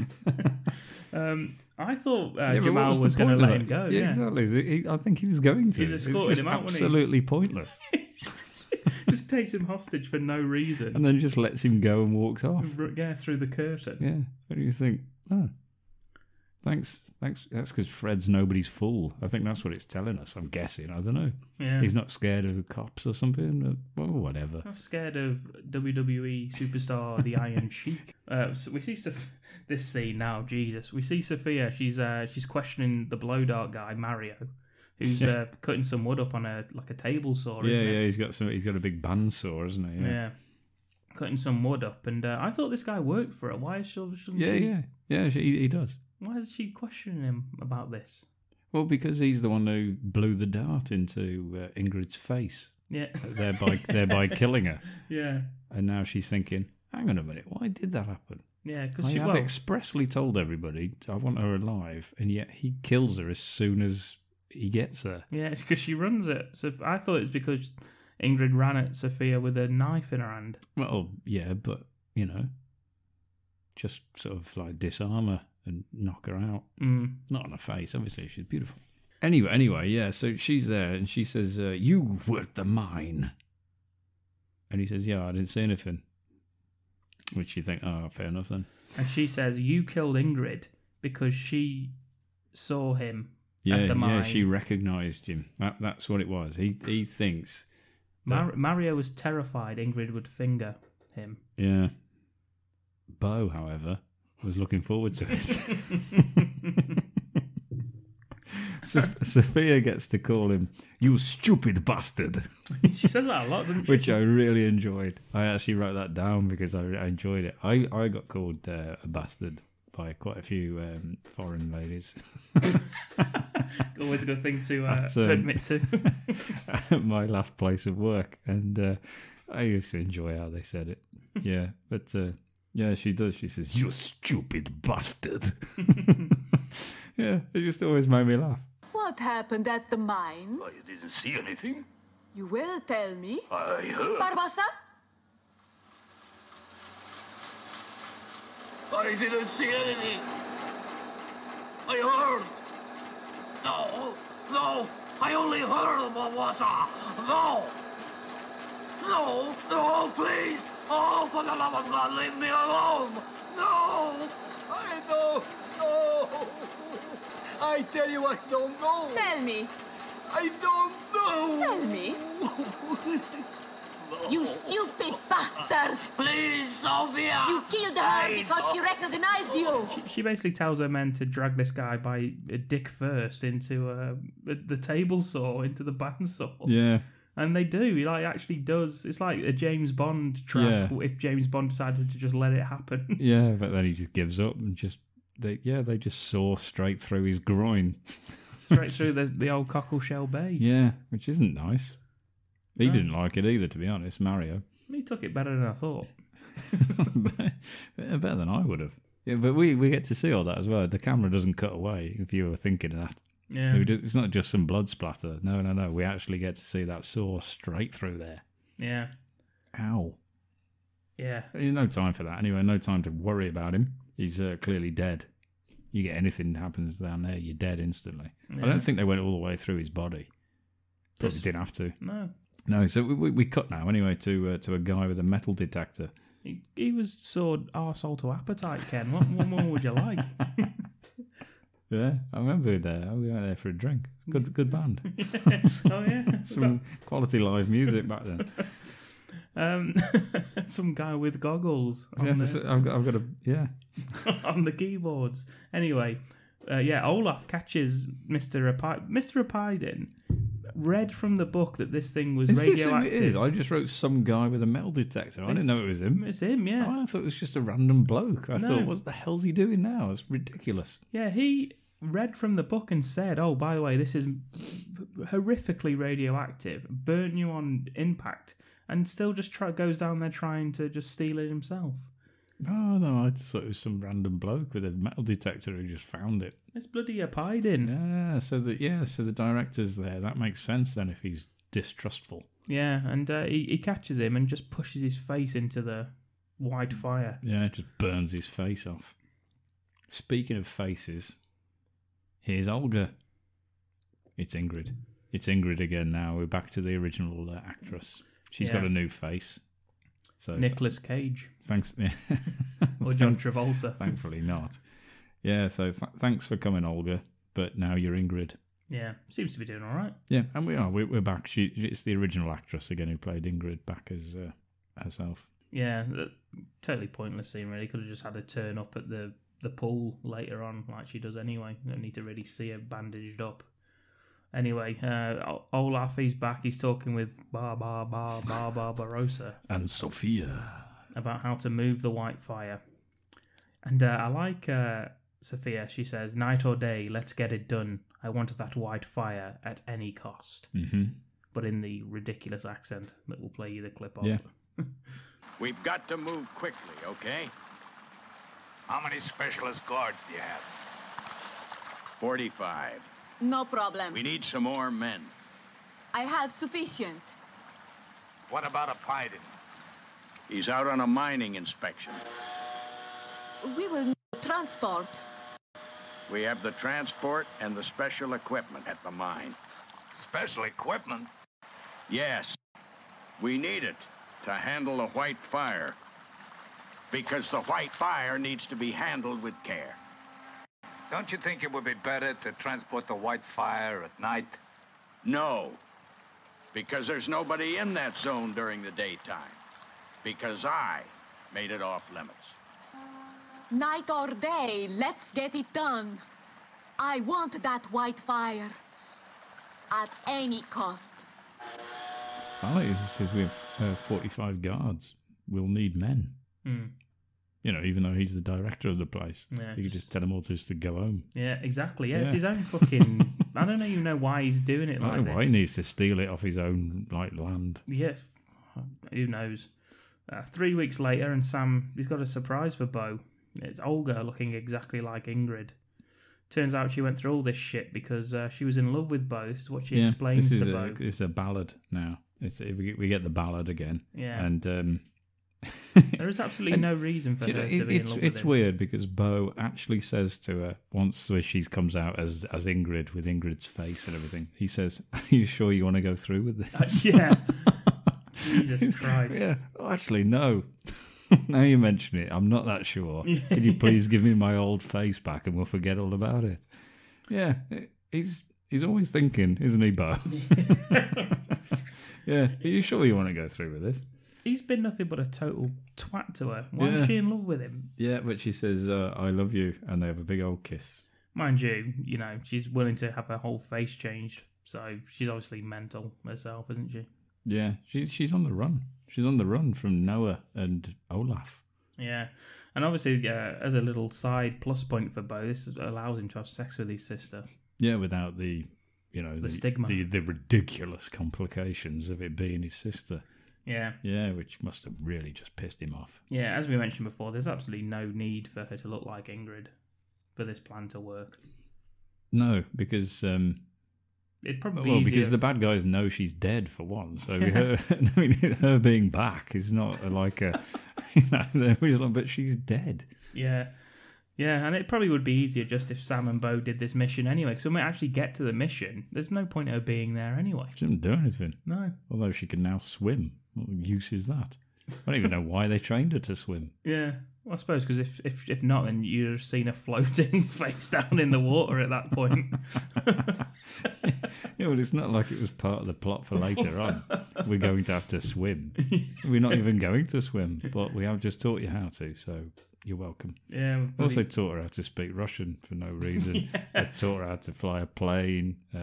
Other skills that she cook. She knows how to cook now. 2.5 hours. 2.5 hours spaghetti. That's nearly ready. Needs salt. Tomato ketchup. Yeah, it's weird. They taught her a whole range of things that she doesn't possibly need in the next hour. I like this next scene. I'm not sure if Fred Williamson should be running this group because he treats bullets like currency, and now he seems to be attempting to lasso a tractor. I'm not sure if this is in the script. What the hell's he doing? What the bloody hell's the point of this bit? It's like about 15 minutes as well. Yeah. It's like, they're standing right next to the tractor and somehow the people can't see him. Until he lassos them. 6'3" massive black guy with a lasso. With a gang. With a gang of about 10 people. You even hear the bad guy's music. There's clearly bad guy music playing. Why is he lassoing men? What's the point of what he's doing? Anyway, he's swinging a lasso around. He gets a guy stood right next to him that he could have just dropped it over the top of his head. How that guy's not seen this He's before not, it happens. Not spotted him, even though he's driving a very slow JCB digger or something. Yeah, and anyway, he still doesn't catch him because he runs off. the bloke. He gets pulled off the thing, falls on the floor, then just runs away. Fred says his catchphrase. Enjoy your carousel ride. What the hell does that mean? Yeah, that's everyone's catchphrase. Yeah, that's snappy. Fred's catchphrase. The guy runs off for some near misses from the other tractors, which are hitting speeds of possibly up to 3 miles an hour. So it's very close. Yeah. I love Fred's jump down the hill as well. That he does. That is a great jump. Well, he breaks his ankle. Shouts, hey. Shouts, hey. The bloke stops and looks. Because that's what happens in these films. You know, if somebody shouts, hey, you're going to turn around and have a look. Yeah. Even if you're running for your life. Yeah, and then he just, basically throws himself off a hill. Nearly fucking breaks his ankle. It looks like he's very close. Yeah, where's Olga?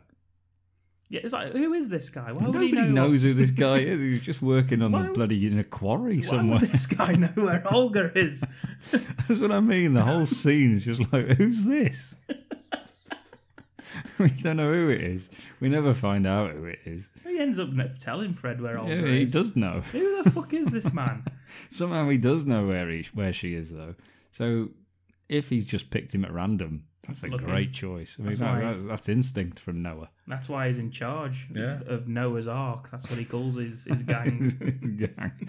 The Archalites. Yeah, 2x2 walking down the street. He ends up telling him, as I say. So he says, "Oh yeah, she's with Sam actually." Yeah, and Bo. Yeah, and he ends up rolling the poor guy very slowly down the hill to his death. We assume he's dead. Yeah, it's not that big a hill, is it? And then rolls really slow. Yeah, and then just stops. Probably just gets up, dusts himself down, and get back to work next day. Yeah, and probably takes the rest of the day off. You'd think. Yeah, you know. And as you say, it's about 15 minutes long, that scene. It's absolutely pointless. It really is. Yeah, we don't know who the guy is. It's a crazy, crazy scene. Just for some lassoing, which Fred was probably like, I can lasso. And you're like, yeah. So can I do some? Yeah. And that was it. Like, yeah, go on then. It's not the worst thing we've got in the film, is it? Sam talks to Olga and Bo about throwing a party to celebrate Ingrid's return. Yeah. And Bo, incidentally, is now dressed like Indiana Jones. He's gone for another outfit. He says, no, it's too soon. Yeah. This is all right. He said, but then they do it anyway. Ingrid's return with all of her friends is like, she hasn't got any friends. No, she's only got him. She's only got Bo, and that's weird. Yeah. He says, no, it's too soon. But then they do, okay, that's the end of that. But then it's a party about 3 minutes later where they do exactly that. Yeah, there's a bit of on the boat messing around. Tits. Yeah. More tits. And then that's interspersed, though, with scenes of the children. Yeah, they flash back to when they were kids as sister and brother. It's like, what? That's what must be what he's thinking about. It's too creepy for Bo, and he actually just goes to make sure Sam's taking the right direction or something. Comes back, tells Olga there's still time to back out if she wants. Still time to not be that face. And she says, if your sister can do it, so can I. The look on Bo's face makes me think there's going to be a pre-party beatdown on the cards for her, but we cut away to the party. That would have been harsh, wouldn't it? Don't mention my sister. How many times have I told you? Yeah, the plan's in full effect. Bo introduces Olga as Ingrid to Olaf. He's now wearing some sort of porn star suit. Bo. Yes. Bo's changed again. He's now wearing some sort of suit that would suggest he's a porn star. Yeah. And he's got the moustache to back it up. Yeah. Maybe, I don't know if there's the package to back it up, but he's certainly got the look. Maybe ask his sister or the members of his family. This is when I first used the name Yilmaz. Yeah, I don't know what you're professionally. talking about. I'm not sure what you're talking about here. Yeah, you got the director. He's with Sofia and Barbarossa. Barbarossa. And then Sofia and Barbarossa go away. They discuss it. The plan is they're going to steal the diamond in 2 weeks, which seems a long time after they've already planned it all. But in 2 weeks' time, that's when it's going to happen. And Barbarossa suggests that Ingrid's voice is different, which it isn't because it's the same actress again. So, And Sophia, and it's one of my favourite lines. I've written it as well. After she says, "You stupid bastard," she says, "It's a sure, but it must be she, Ingrid." And I was like, what? Well read. Thank you. The line. Thank you. That was. I sound more Russian when I'm doing Sophia. Pardon the expression. Yeah. Well, let's be honest, I probably would. I think Barbarossa's been on the hashish because, as you say, he sounds exactly alike. Like she has. I mean, she is her. Yeah. It's the same woman again. But yeah. Anyway, so she's and then just to make it all worse, bloody Noah. Noah turns up. Fred Williamson just bowls in.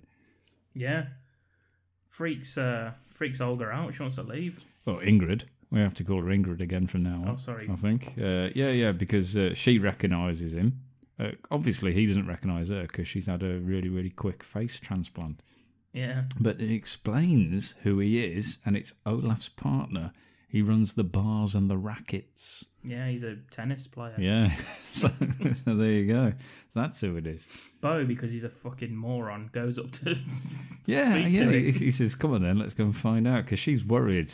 Even though obviously she's got a different face, she's worried that something's going to happen. And Bo makes sure that it does by going over and saying, "Noah, buddy," and pretending it's his friend. Yeah. And he says, "Sorry, you have me at a disadvantage, Mr. Bond." Yeah. Which is pretty much that line. And he says, "It's Bo Donnelly," which of course is Noah's been looking for the entire time he's been in the film. Yeah. This is another terrible plan from Bo. Yeah, it's absolutely pointless. What the hell's he doing this for? Because he doesn't... I mean, Noah doesn't know what Bo looks like, for a start. Yeah? He knows what Olga looks like, but he doesn't know what Ingrid looks like. So all they had to do... was leave. Yeah, they could have stayed. Yeah. They still could have been there. Noah doesn't know what either of them look like until he goes over and tells him who they are. It's absolutely ridiculous. Yeah, and he's like... I never forget a face. Although this bit just totally ruins what I've said because he says, although I have met your sister before. Yeah. So he does recognise Ingrid / Olga. Olga. But she said she has never met him before. Yeah. I think that was what that bit was. There's no point in that bit. Yeah. Yeah, she says, "Oh, pleased to meet you." But he says, "No, we did meet before." About in a... He gives very specific details, which I think is probably too detailed for just meeting her once in a reception area or something. Oh, yeah, that was it, wasn't it? Yeah, the mine, wasn't it? Yeah, but apparently, yeah, he never forgets that face, which is good because 2 people have had it now. So he never forgets anyone ever. Yeah, that's just what he does. Yeah, we're in trouble. That's what she says. Oh, right. That's what she says to Bo, who probably thinks, "Yeah, that's really fucking stupid, wasn't it? Why on earth did I do that?" Yeah. Fred then goes to visit the hippie doctor. I don't know how he finds out about that. I don't know either. It's just one of those. He never forgets anyone's face, even if it's not really theirs. Yeah. So he goes up. Fred starts threatening the girls unless they tell him where she is. And the hippie doctor says, "You filth. You would defile with your rotten masculinity." Yeah. I like his reply. He says, Yes, I know. That'll teach him. Another time we'll discuss your views on heterosexuality. But right now, I want to know where the girl is. What the fuck is that line? Well, to be honest, that is why he's there. He's not there to discuss that. No, but he will. He will later. Yeah. Yeah. Well, why not? It'd be interesting, wouldn't it, that sort of conversation? Yeah, Fred Williamson and a violent lesbian. Yes. Violet lesbian, is that her name? No, but you've got to imagine that's what he's talking about. He's just cementing the fact that she is in a lesbian commune. Yeah, it's like which is unnecessary. Female version of Charles Manson, by the look of it. She ends up telling Fred everything. Yeah, only because he's threatening to hurt some of her associates. Yeah, and he says, "I don't understand. You mean plastic surgery?" Even though that's pretty much what they do on this place. And then laughs. That's all they do. Yeah. He's like, "I had her in my hands." That's what he says. Yeah, so did Bo. The dirty bastard. He seems very willing to accept that as a reason. Yeah, That's absolutely preposterous. Yeah, that should be like, what? That sounds mental. Oh yes, I changed her face to look like You'd be like, no, where actually is she? But no, he just accepts it. Ransack the place. I actually wrote, did I miss a scene or two here? Because we go straight to a shootout between Fred and Bo and their men. Yeah, we're now at a hideout, and I've got... How does he know where they are? Because everyone's told him. Yeah, everyone keeps telling him. It's the worst hideout in the world. Well, yeah, and he now also knows what he looks like, thanks to Bo, the bloody idiot. Yeah. In this hideout, I've got that the gang that Bo and Sam have assembled. It's like Uncle Peter from The Smell of Reeves and Mortimer. Is it Charlie Chuck? And El Guapo from The Three Amigos. They brought him in. What is a plethora? And Sam, of course. And Sam, that's the gang. Yeah. Anyway, so they're looking out for Bo. Noah arrives, and they start circling the little ramshackle place they're living in. He says, "Come on in." Which is weird. There's no point having like guards and sentries if when they do finally arrive, you invite them in. And he says, "No, I don't want to intrude." Yeah. And he says, "Okay." And then they have a gunfight instead. Fred's got to be questioning his decisions on who he's had in his team, because they're all killed by old men. Yeah, by these ridiculous people I've just mentioned. Yeah, one of them gets shot in the face from behind. That's how big his face is. we get a gunshot to the face, like the exit wound. Yeah, which is amazing, really. Yeah, I mean it's decent. I quite like that bit. I didn't expect it. Like at the end of New York Ripper, where you get somebody gets shot in the face that you're not really expecting it. Yeah, but it's a gunshot from. They get shot from behind, and their face explodes, which was nice. Noah's on top of a train. I said this can't be the greatest escape that he's ever done, because he's running along the roof of a train that's stationary. And they're like, no, let him go. It's like, where's he going from there? Yeah. Gets to the end and then what? Yeah, it does say just let him go. Because I think Ingrid's going to shoot him. Yeah, she's got a gun on him. And she says, no, let him go. And you think, but he'll just be there. He'll just get off again there, look. Yeah. Just we can still see him. Yeah, just climbing down really slowly. we can still see him now, look. Let him go. He has just tried to kill us for the entirety he's been in this film. He's tried to hunt us down. I can still see him. No, he's gone. Yeah, he's long gone. We'll never find him again. He's there. Yeah, I'm sure he'll forget about us anyway. He always forgets a face. That's what he said, remember? Yeah, that's why we keep having new ones. Yeah, there's we see inexplicable shoe shine. Yes, I was going to say it's Olaf, isn't it? Yeah, he's gone for a shoe shine. Yeah, watch the socks, he says. Yeah, to the little kid. Yeah, who's shining his shoes. He says, "White, watch the socks." Yeah, because he's wearing white shoes. Yeah. In case the kid can't see that. Just uses black fucking boot polish on him. It just ruins his shoes totally. Absolutely shit guy. Yeah, but I don't know what the point of that is. He's meeting Sophia and Barbarossa, who says they're moving it. They're dancing. I don't know what they're doing. They like to. The lambada. Yeah, it's just that they're moving it, as in the white fire.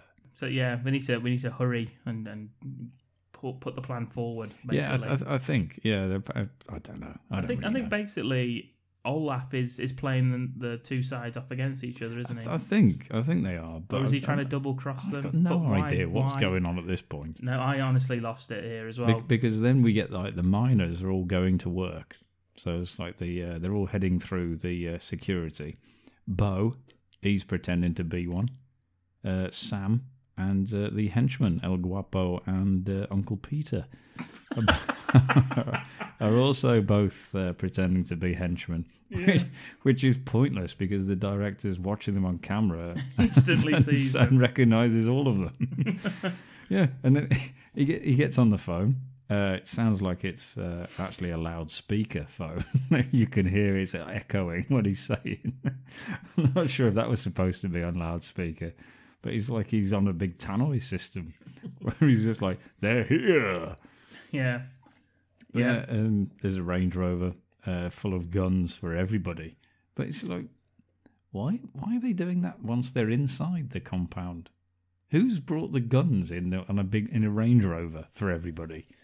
I like how Bo sticks dynamite into his jacket pockets. That seems absolutely mental to do that. Guns for all and dynamite. Let's go. Yeah, so Bo and co get to the White Fire first, and they marvel at it for a bit until they decide they're going to need equipment to move it. You would have thought that would have been something they might have discussed beforehand.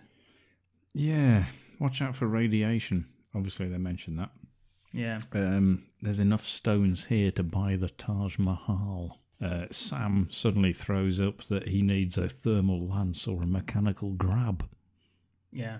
Which you'd think all of this would have been planned in advance of anything. Mm-hmm. But no. Let's go and get the equipment.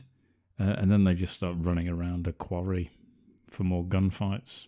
Yeah, because it's Sophia's group. They're all dressed in mine worker uniforms. As I mentioned, red for officers, blue for guards. Not sure why we got told that.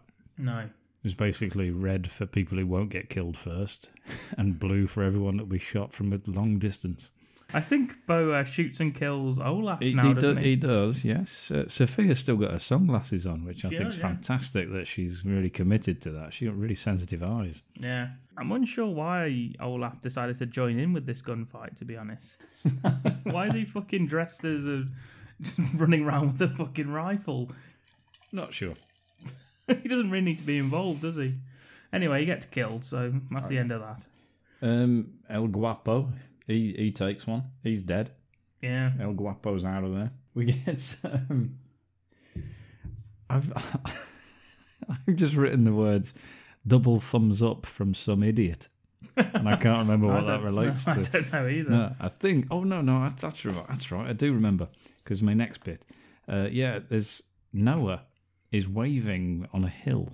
Oh, yes. He looks like Judas at the opening scenes of Jesus Christ Superstar, where he's just like crouched on a mountaintop. Where he's just like, my mind is clearer now. But he gets a double thumbs up from some idiot just looking at him. Yeah, and that's when he starts waving. I think that's very subtle, guys, yeah. I think he turns up with like one person, Fred. I think the rest of them have just thought, you know what, well, fuck this. They're still getting away on that train, though. You realise it's not moving. They've been sat on it for hours. Yeah, Bo then starts throwing dynamite. Jesus Christ, and does he ever? People are jumping down hills and... lots of slow-mo. Yeah. Then they said the old man's double-crossed us. He's like, yeah, no shit, yeah. Quick, back in the mine. There's another really dangerous-looking fire stunt. Well, there's a couple, one after the other, with the dynamite, where people are just catching fire, like their hair and stuff. Yeah. Looks like someone's face. Like, it's just... Because it's in slow-mo as well. It just looks awful. Yeah, Noah's outside with more dynamite. Yeah. People are on fire, as Dom says. Ingrid shoots a man dead because he spent too long trash talking her. Yeah. So you get bored of that. Yeah, just shot him. I like they run into Sam, who tells them to escape it through the vent, and he says that he's going to stay behind. Why the fuck would he do that? we get the song starting to play again underneath the dialogue. So we've still got dialogue, but now the song starts up again. The diamond, the White Fire diamond that the whole film's about, just explodes now. Yeah, no one actually ever says that would happen. It just inexplicably just blows up. That's a ridiculous explosion. That's what causes the cave-in. So Sam says, I'm not going to leave you. And they say, okay. Like he was just dicking about the whole thing, you know. So does that mean Barbarossa and Sophia are dead? Are they in the mine when it blows up? Because you never see them again. I don't know. You never saw him, do you? I don't know. Because Barbarossa killed Sam's wife, so you would assume he would get revenge on him at some point, and you know, Bo would kill everyone else, but no. It's kind of like the White Fire diamond explodes. You're not really sure if they survive or not. They end up escaping through the vent, and they run into Noah. Noah. Yeah, he's there waiting for him. He says, Olga, we have a date with Olaf, who clearly doesn't know that he's dead as well. Yeah.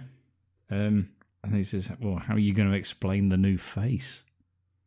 which is a fair point. Yeah, I mean, he accepted it, so no doubt Olaf will as well. Yeah, but Bo's plan is, you tell him Olga got killed. He's dead. How can he be? He can't be Olaf. These credits on IMDb are rubbish. Yeah. It's definitely his face.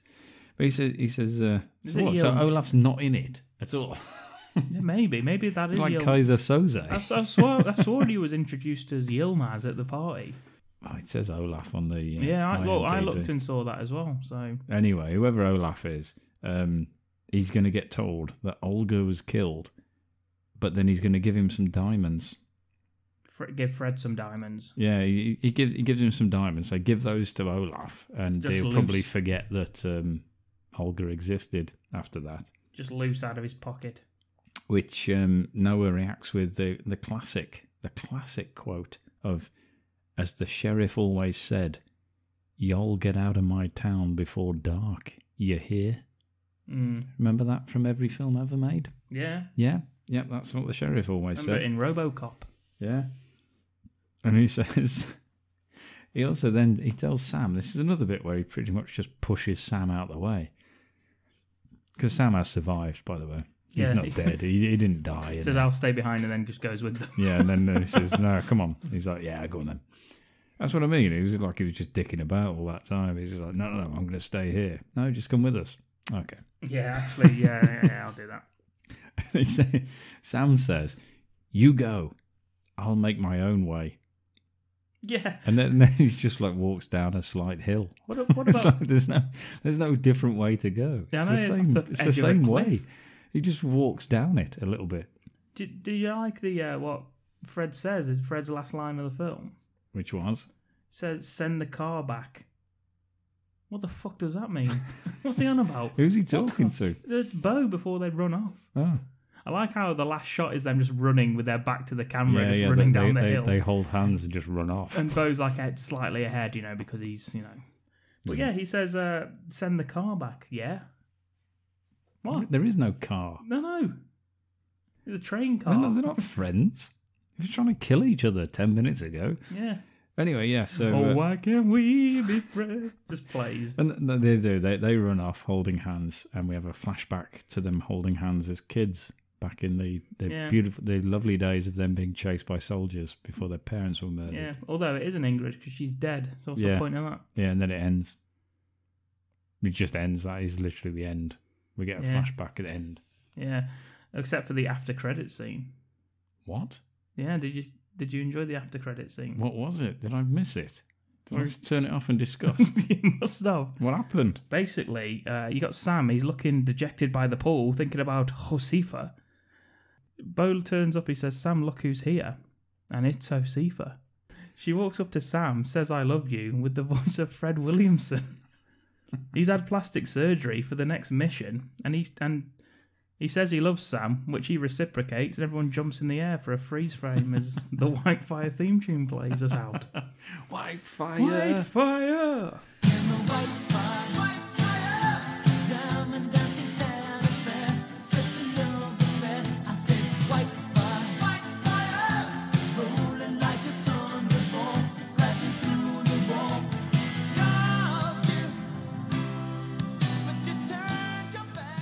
I wish that did happen. That would have been good, wouldn't You fucking made me think I'd turned it off early. I was going to have to watch the whole film again.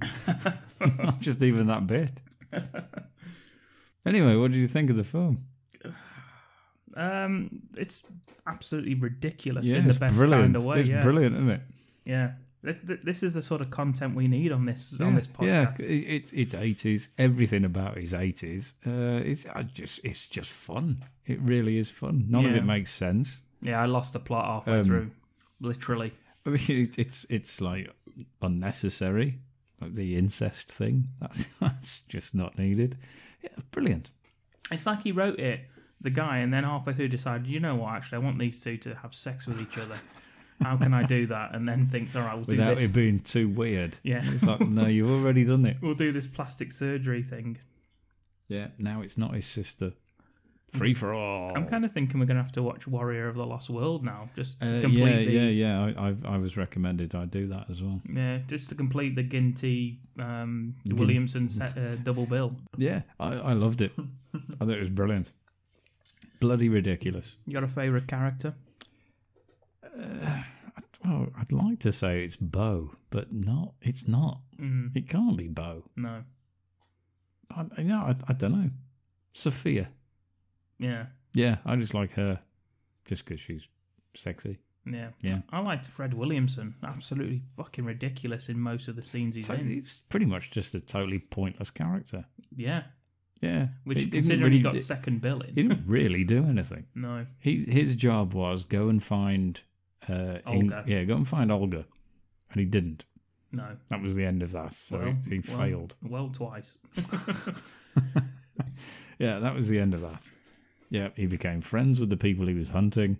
Literally the opposite of what he was supposed to be doing. Everyone got killed who he was supposed to help. Yeah, his entire gang's murdered, except himself. Yeah, I wonder if they did send the car back. Or he's still there. Just a skeleton, just at the entrance of that fucking just cave. holding some diamonds. Like the start of the next Indiana Jones film. And a lasso. Yeah, what was that all about? Fuck no. Just like, as you say, it sounded like he just wanted that in the film himself. It's absolutely pointless. Maybe he's my favourite as well. Yeah. Why not? What about a favourite death? Couple to choose from. Blow dart to the face or... That was that was awful. That was pathetic, that death. Yeah. It's got to be the bandsaw to the genitalia. Yeah. Yeah, that just looked horrible and massively unnecessary to show us. Yeah. Seems odd. That's obviously a place of work that they're doing that. Seems We don't even know where he is, do we? He's just there, just cutting some wood. The most ridiculous way to kill someone. For himself. Again, yeah, they've all got guns, but none of them use them to assassinate people.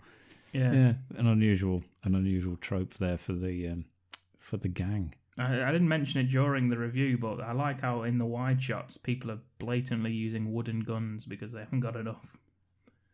I never noticed. I was so engrossed in the realism of the action. Yes, I was. I mean, some of it's hard, like the pyro stuff, the fire scenes. Holy shit! Yeah, that's a great death. Actually, the first one, because I think it's a real death. Yeah, you see him run off with like he's on fire. He's rubbing his own face. That stuntman, isn't he? Yeah. As he's burned. Yeah, which leads you to think he is burning.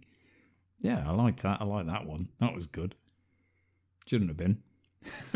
There should have been a bit more health and safety involved, but no, it was good. I thought it was a brilliant film. Favourite quote? Maybe the Sophia line, whatever it was you read out. Oh, which one about she Ingrid? It is she Ingrid. Yeah. It's a sure, but it must be she Ingrid. Yeah. Yes. Yeah. Which they thought, well, we're not dubbing that over. That's fine. Yeah, that's fine. Yeah, she's read that. She's nailed that. Yeah, I don't know. There's such a lot. I mean, you get chainsaw fights. There's loads in this film. Yeah. Yeah. Plastic surgery. What more do you want? Tits. Ass. Bush. Yeah. Yeah, there you go. Do you know, besides Fred Williamson, is there anyone that has done another film? Robert Ginty. Besides, he's the main man. The Gintmeister General. The Gintmeister. I don't know. She must have done. Looking like that, she can't have done one film. Ingrid. Probably did something with fucking Our Ticket to Hawaii. Whatever his name was. Yeah, Sidaris. Yeah, Sidaris, that's it. We're probably going to have to revisit another one of his at some point soon. We actually played the trailer for another film in that. Yeah, do me. I would. I'd watch them. Yeah. Yeah, you find them, I'll watch them. That goes for you out there as well. This was a fan recommended. Exactly. Greatly appreciated because we had a great time watching this. Yeah, really did enjoy it. There's some that have been a pleasure to watch and really funny even whilst watching, and some that have been a slog. Manos, the Hands of Fate, comes to mind with that last one. Manos, the Hands of Manos. Mangoes, the Cans of Fruit. Yeah, all sequels. So I guess done and dusted, in the can. Yeah, enjoyed it, liked it. You did ask earlier on how many times do they say white fire? Oh, yeah. And it is, in fact, 24 times. Is it only that? Yeah, it's not as many as you I think. thought that was just in the first scene. But they do mention it all like within like about 20 minutes. Yeah. That's why you think it's more, because they do say it a lot in the middle. And the theme tune's on. I've not included that. I've not included the song. Just I've only included the actual dialogue of the actors. So yeah, with the song, it's probably like more than double. Yeah. But I've only included that. So there you go, 24 times. 24 times. I once said that the film Braddock Missing in Action 3, starring Chuck Norris, was the film where the title character's name said the most I've ever seen. And somebody countered with, "What about Rocky?" And I thought, oh shit, yeah. Yeah, that's literally all they're chanting for about a good 20 minutes. I was like, yeah, fair enough. Yeah. But again, just in dialogue. So you haven't seen that one either. Go for that one. That's brilliant. Braddock. You son of a bitch, Braddock. Yeah. Speaking of son of a bitches, it's Ken's film pitch coming up right now. Yeah, thanks for that smooth intro. Smooth segue. It's alive! It's alive! It's alive! It's alive! Yeah, so it's everybody's favourite section of the podcast. It's the only fucking feedback I get anyway. It's it's the film pitch. Okay, so we're going for it is similar in some ways. Then we'll go Indiana Jones, as I mentioned earlier on. I did mention that. So we've got Danny Trejo as the guy that knows what's going on. Is that his name, is it? Yeah. Right. He's the ancient mystic. That's not his name. I can't have him as an ancient mystic. He's just the guy who's been in town for the years. Well, that's a fall from grace, isn't it? From the ancient mystic to the guy that's just lived in Some town. old man. Some old local. Yeah, well, you don't even know what's happening yet. No. No, nor do I. That's why I'm skating around it. Please go on. There is a huge diamond, and it's called Blue Steel, which is a film and a modelling look, I believe. Yeah, it's both of those. And that's it. What do you think? Excellent, yeah. Well, let's get it made. Yeah. Thank you. Who's the hero? We'll get back to the name of the diamond. It's not fucking Ginty, is it? No. I'm going young. I'm going dynamic. I'm going Daniel Radcliffe. Hayden Christensen. Dynamic. I don't know who he is. He's the guy that was Darth Vader that everyone hates. Oh, in that case, yeah, that's who I thought it was. Yeah, him. Okay. What's he going to be called? He can be dynamic, can't he? Yeah. He can be called Michael Milquetoast. Kurt Milquetoast. Yes, nice. Yeah, cool. So he's in. Let me write that down. Has he got a sister he likes to fondle? Do you know what I'd like to see in this film? Go on. Barbara Crampton As the bad guy. Danny Trejo's ex. Danny Trejo's stunt double. Yeah, she's done that before. I've got her in. Barbara Crampton's there. She's the main bad guy. The big like the Sophia character. What's she called? She's called Colonel Bastard. Oh, that's a bit too on the nose, isn't it? I think. Oh, that's a shame. I'll save that for another pitch. Yeah. I'll write it down though. I think her name should be. Is she going to have to do an accent? Maybe she's Russian? We'll have with Danny Trejo as... What's his name? We didn't come up with one. Oh, I thought it was... Hermanos Flank. Flanksteak. Brother Flanksteak. Romano Flanksteak. Brother. No, he's a monk. I like it. His name's Romano Flanksteak. No, brother. What? Brother Flanksteak. He's a monk. Hermano is Spanish for brother. Yeah, but he's a monk. He's also Mexican, isn't he? Yeah, but we're not in Mexico. Are we not? Are we? I don't know. I thought we were. Where are we setting this? Well, they were in fucking Turkey, so we might as well go Mexico. Might as well have a holiday if we're going to fucking do this. Okay, so... Okay, Brother Flanksteak, then. Hermano. Romano Flanksteak. He's in. And he's, what, is he the protector of the... The realm? He's the he's the protector of the jewel. Yeah, what jewel we got again? There needs to be something like... I'm trying to think of a good name for the jewel. That's the thing, isn't it? Blood Thunder. Blood Thunder. Why not? Yeah. So, Blood Thunder. Danny Trejo plays Romano what? Flanksteak. Romano Flanksteak. He's the protector, I guess, of the Blood Thunder. Yeah. Yep. Hayden Christensen plays Kurt Milktoast, who's an adventurer. Yeah. Freelance adventurer for hire. Yes. Barbara Crampton plays somebody we've not yet named. Barbara Crampton plays the bad guy. She plays El Diablo. Yes. That's it. Yeah. She's just called El Diablo. Yeah. Nobody knows she's a woman until she finally appears, and it's Barbara Crampton. Yeah. She's a legend. She's a local legend that nobody's ever seen and lived to tell the tale. Turns out it's Barbara Crampton. Yeah. So does he needs probably a sister, doesn't he? I guess Milk Toast. Milk Toast. Yeah. Karen. Karen Milk Toast. Yeah. Get it down. Kurt and Karen Milk Toast. We could work it with all the memes that you've got of him and who is it? Natalie Portman. Natalie Portman. It'd be good to get the old gang back together. Yeah. So this is a just a straight up sort of caper, I guess. Retrieve their explorers after it. She wants it as well.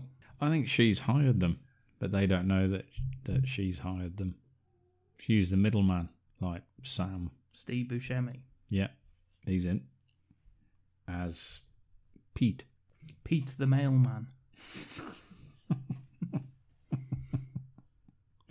Yes, he's in. Pete the mailman. Yeah, this is kind of sounding a bit like a sort of Robert Rodriguez film now that we've got Trejo and Steve Buscemi in it. He probably would want to get involved, wouldn't he, if he hears about it? Yeah, I guess it's just straight up exactly the same film without all the incest. Are we getting Fred Williamson in a cameo?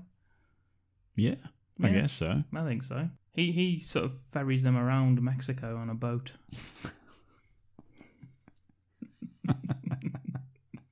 Yeah, through the desert. El Diablo needs probably a sort of an underling to, Not like Barbarossa. Yeah. Okay, he can be called just Miguel. Miguel Agua. Yeah. Michael Water, if he was English. Okay. Hispanic actor. Leguizamo. John Leguizamo. Yeah, he does fucking... He'll do it, won't he? Yeah, he'll do that. John Leguizamo as what? Miguel Agua. Yeah, he's in. Is what? So they're explorers. What does he do? Is he like an archaeologist, Milk Toast, or? No, he's just an explorer. Him and his sister, Pete the mailman. He's the one that's sent him out there. Oh yeah, El Diablo knows about it. Doesn't she? Yeah. El Diablo knows Pete the mailman. Yeah. And so she sent a letter through the mail. Yeah. And he's answered it. He's read it. And he's passed it on to the Milk Toast. It's actually spelled Male. It's descriptive more than figurative. That's not his job. It's alive! It's alive! It's alive! What's Fred? He's Noah, isn't he? Yeah, he gets them around, and he's always he's like taking them places by car, by boat. He's got all vehicles at his disposal. Yeah, plane, stationary train. Yeah, if he need it, moving train. He's got everything you want. He's got a tandem bicycle. Yeah. Yeah, no good for both the Milk Toasts, of course, if they both want to join in. Because it's his. He's not just going to lend it them. He's got a sidecar. Unless they put a deposit down. 2 sidecars on a motorbike. Yeah. That's their favourite mode of transport. I kind of think you should just buy a car. It's ridiculous in the streets of Mexico to own a car. There's 3 of them. You think you just get a car, Fred? Yeah. 2 sidecars on a motorbike. That's how they get round. And one behind. Yeah. It's alive! It's alive! It's alive! I think we're gonna have to put ourselves in this just to pep it up a bit. We're the police. Are we slapstick comedy police who don't know what's going on? No, we're fucking we serious. hardcore. FBI agents, cock solid. Yeah. And huge organ. Which one do you want to be? I'm cock solid all day long. Yeah, I thought so. Yep, we're in. So who are we trying to find? We're trying to find Blood Thunder, the diamond that's worth. So we're trying to find it as well. Me and you. As cops. Yeah. We're just seeing lots of killing, lots of deaths. Oh, that must cut us to the quick. Yes, and we see as hardened cops. CCTV footage of fucking Portman and Christensen. Kurt and Karen Milk Toast. The Milk Toasts. Yeah. And obviously the Mexican cartels turning up. And Milk Toast Mayhem. And because like Indiana is the headline of the paper that we read. We slam it down and say, "God damn it! Get me milk toast." I want milk toast now. And obviously, our captain. Yeah, who's this? Carl Weathers. It's Captain Carl Weathers. Yeah. Yeah, that's what he shouts. All he shouts from his office is, "Get me milk toast." Yeah. He just keeps saying, "I want milk toast. Get me milk toast." No. Sorry, I thought we were playing again. I want either. He says, "I want either a huge organ or cock solid." Get me cock solid. He says quickly to his secretary. Yeah, it's a weird line. It's a good thing you became an FBI agent with that name, isn't it? Wouldn't have done well as a teacher. No. Anyway, so who else is? What happens? Nothing. Nothing happens. Basically, what happens is they get hired. They're treasure hunters. The milk toasts, yeah. They're treasure hunters. Yeah. They get hired by Steve Buscemi as Pete the mailman. the mailman. He hires them. Says they're looking for the Blood Thunder diamond. Yeah. We'll pay you handsomely for it, $50,000. That's it. That'll do. Yeah. To go to Mexico, go down to Mexico, bring it back. Yeah. We'll get everything taken care of. We've got a contact out there. He's called Noah. Yeah. He's on a boat or a plane or wherever method of transport you. Yeah, he'll get you transport wherever you need to go, and he'll also, rendezvous with you and get the diamond off you. And should you need it, he's pretty good with a lasso. Yes. It doesn't usually come in handy, but it might do. It hasn't done so far in his life. Yeah, if he asks you to play Turkish roulette. Yep, give it a miss. Politely just refuse. Crack on with the mission. And then, obviously, we know that Steve's working for El Diablo. Is he working for them? So he's the double cross. That's the double cross. I think Fred might be the double cross. Noah. He does Noah, yeah. What's the point of Pete the mailman? Pete, he's a she's not going out doing the deals. Pete so he doesn't know it. He doesn't know it's come from El Diablo. Who? Pete the mailman. He knows. So he is a double crossing then. So or does he think on this occasion it'll all be above board and the milk toast will be fine? He thinks it's going to be fine and the milk toast will deliver the diamond. Fred, on the other hand, wants to keep it for himself. He's tired of driving motorcycles multiple with vehicles. Multiple motorcycles with two sidecars. He's not having it. He's double crossing because he's double crossing El Diablo and the milk toasts. Yeah. Ooh. It's like a Tarantino film. Dangerous path he's on. Who else have we got in it? Joe Leguizamo is Michael Water. As Miguel Agua. That's him, yeah. Yeah, she sends Miguel Agua down there when she hears of the double cross. Down there? Why is everyone going down there? They're already in Mexico. They're clearly Mexican. Yeah, why the fuck are they asking these bastards to do it then? It's alive! It's alive! It's alive! Yeah, so where is this Blood Thunder diamond anyway? You got Danny Trejo, he's looking after it, but where is it? It's got to be in some sort of temple, hasn't it? Like underground temple. Oh, it's got to be, hasn't it? Yeah. Yeah, you know how many of them there are. In Mexico, there's probably fucking loads, isn't there? Fucking all over the place. They must have some sort of like animal attack as well in this, What animal is native? The chupacabra. Yes. I don't know what you got down there in Mexico. Turtles? Oh, yeah. They're nasty, aren't they? Can be. They're like zombies. You get a lot of them together. Yeah. More difficult. What, do you think an army of turtles are protecting the Blood Thunder diamond? Sounds stupid when you say it like that, Ken. Who's planned this? Splinter. Not him again. Should have known he'd turn up. Okay, maybe not turtles. Spiders.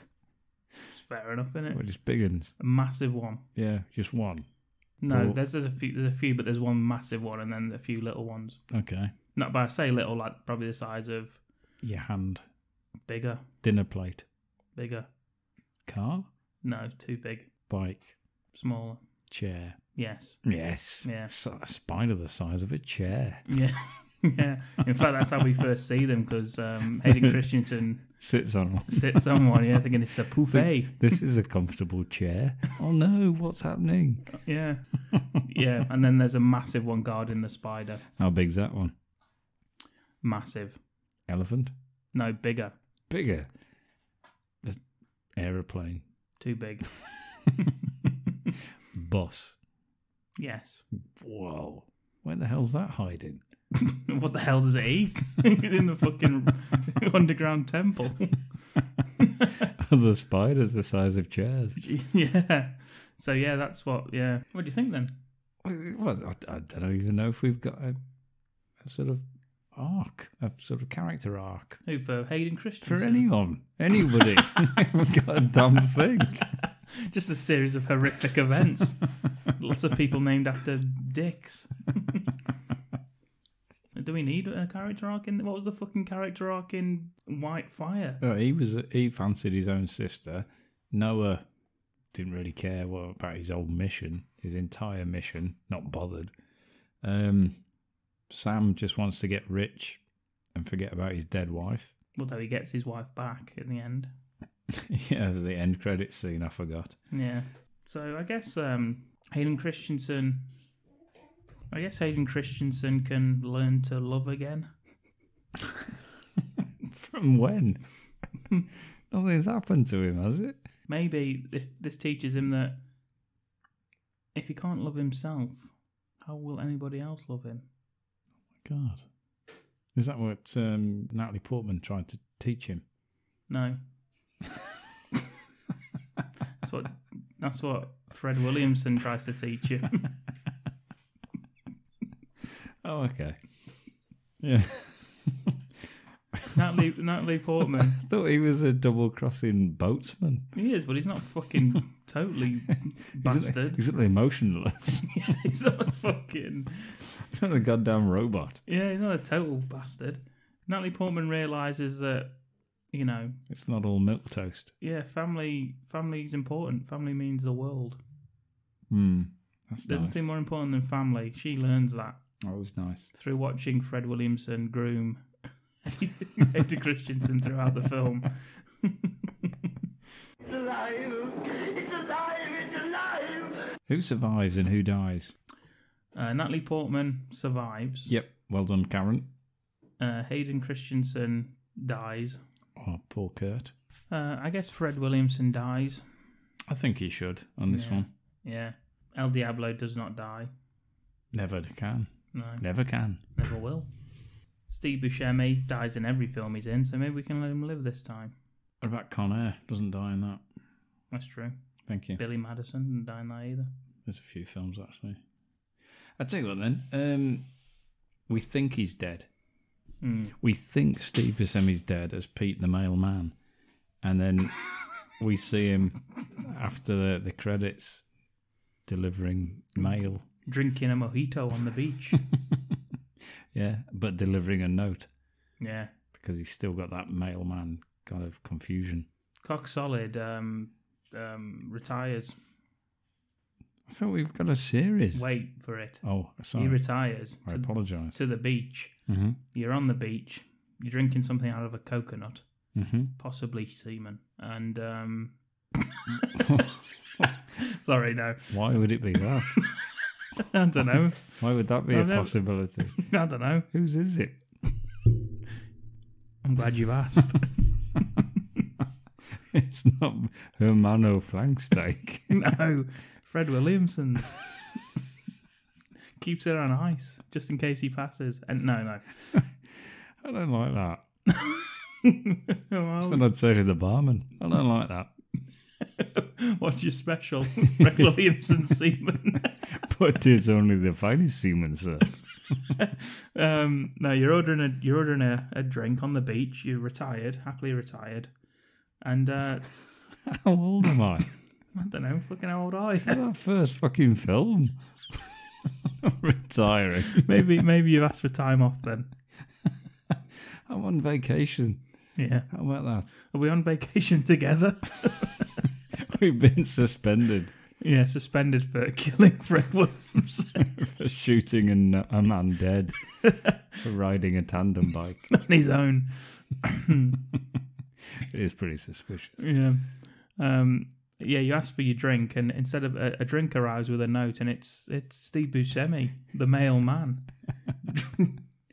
And it's an offer from El Diablo to find another priceless artifact. Where's the note?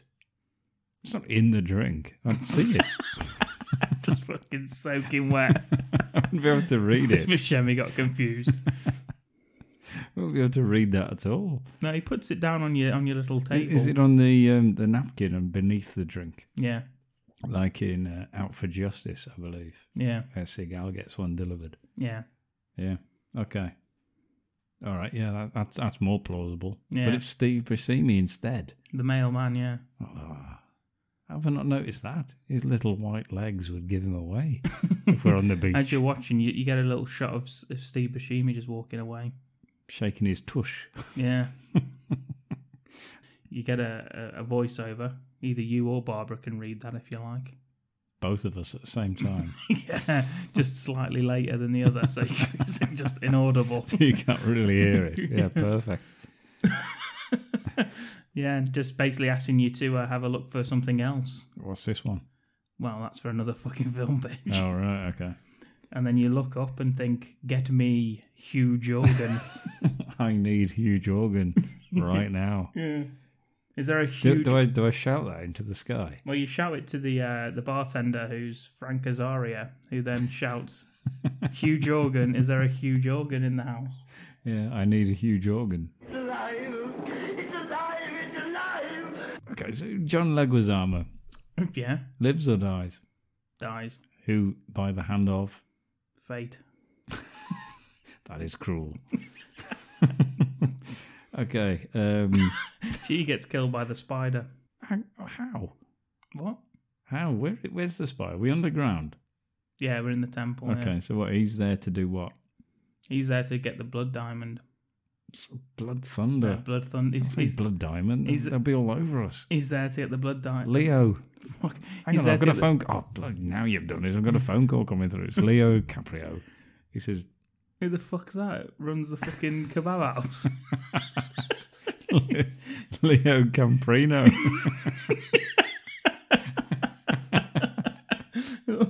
Leo Caprio's fucking kebab house in town. Alright, you want to see one of my special kebabs?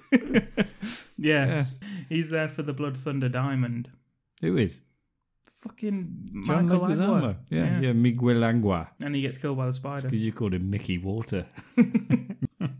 He's just killed by a spider straight away. Just walks in. As he's down there, he's about to shoot and kill Aiden Christensen and gets run over by the spider.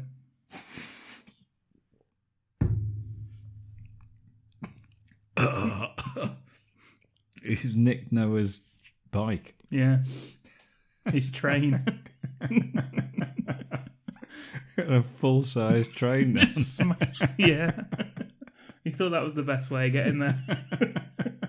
It's alive! It's alive! It's alive! Yeah, and we retrieve Blood Thunder, and we do it as our characters. Yeah, yeah, and take it back to Carl Weathers.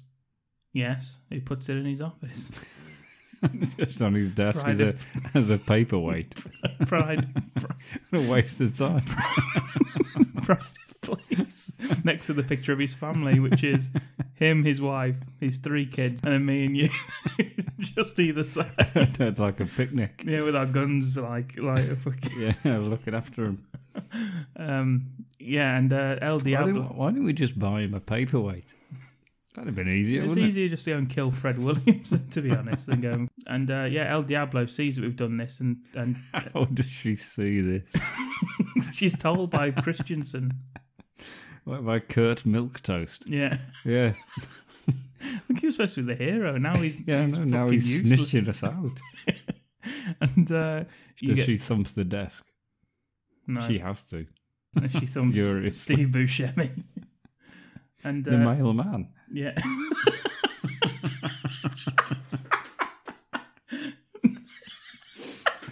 He takes one for the team.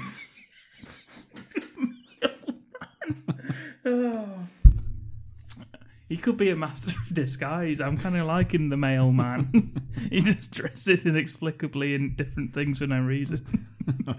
That's Buscemi. Yeah. And then, as I say, the last scene is you receiving a telegram saying that El Diablo needs you. I don't know why we would do that because we're FBI agents, but that's why I was thinking the double cross, because then we could be bounty treasure hunters. But that's Milquetoast. I know, but that's no one the wants to watch Milquetoasts. that bastard. The milk toasts. Okay, well they need to be killed then. Oh, do they? They have to be. If they're not going to be in the sequels, they need to be killed. I think they're just happy being a family. But the Milquetoasts. They're giving it all up. They learn. They learn that nothing's. They'll have to come back for the sequel to explain that to the viewers. There's They nothing can't more- just not be in it. Maybe they get killed in the opening scenes of the second film. So they have to be in it at some stage. The stakes are literally raised. That's like that could be the tagline for the next one. That was Danny Trejo. The flank stakes are literally raised. He's just like on a zombie Trejo. He's just on a lift. Yeah, maybe zombie Trejo in the next one then. Yeah, we'll bring in the voodoo aspect. Yeah. Yeah, I like that. Let's go full voodoo. Called voodoo nonsense. It's all voodoo nonsense. So there we go. Well, that seems pretty Muddled. tight. Yeah, pretty tight. I That. don't really know what's happening now, to be honest. I can't remember anything we've said. No. Cool. Let's end it there then. It's a done deal. Good luck, Hugh Jorgen. Thank you, Cocksolid. And thank you for listening to this week's podcast episode. If you have. If you have, yeah. Obviously, you'll never hear that thank you if you haven't. Forget it. Forget that bit. You can get in contact with us. www.badmoviecult.com. There's a contact page there. Reviews going up every single week, either verbally or written reviews. You can also find us on Facebook. Just search the group and you'll find it on there. We're on Twitter @BadMovieCult. We're on Instagram @BadMovieCult as well. We're all over the place, to be honest. Probably more places than we should be. If you think you can do better... You ain't going to come better than that. I think every film pitch we do from now on should be called Blood Thunder. That's got so many possibilities. If you think that you could do better than the adventures of Cocksolid and Hugh Jorgen... versus the Milquetoasts. Versus Peter the Mailman, El Diablo, and Fred Williamson as Noah.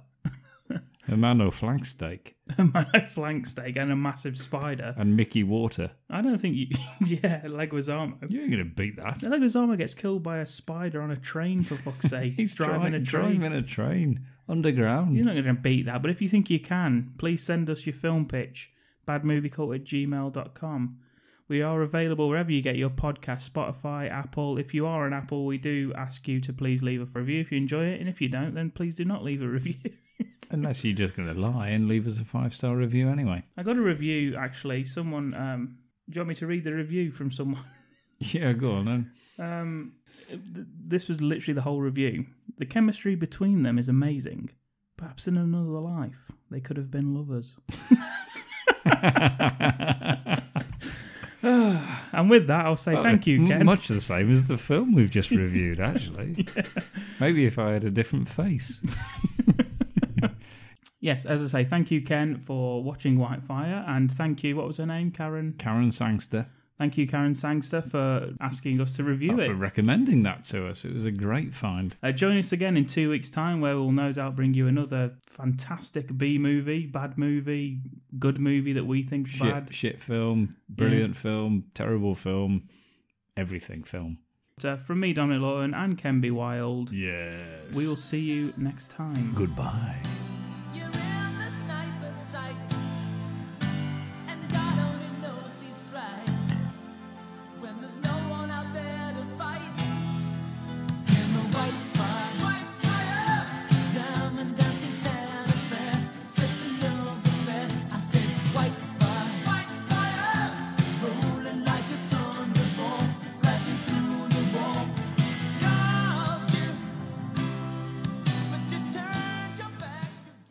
I need a huge organ.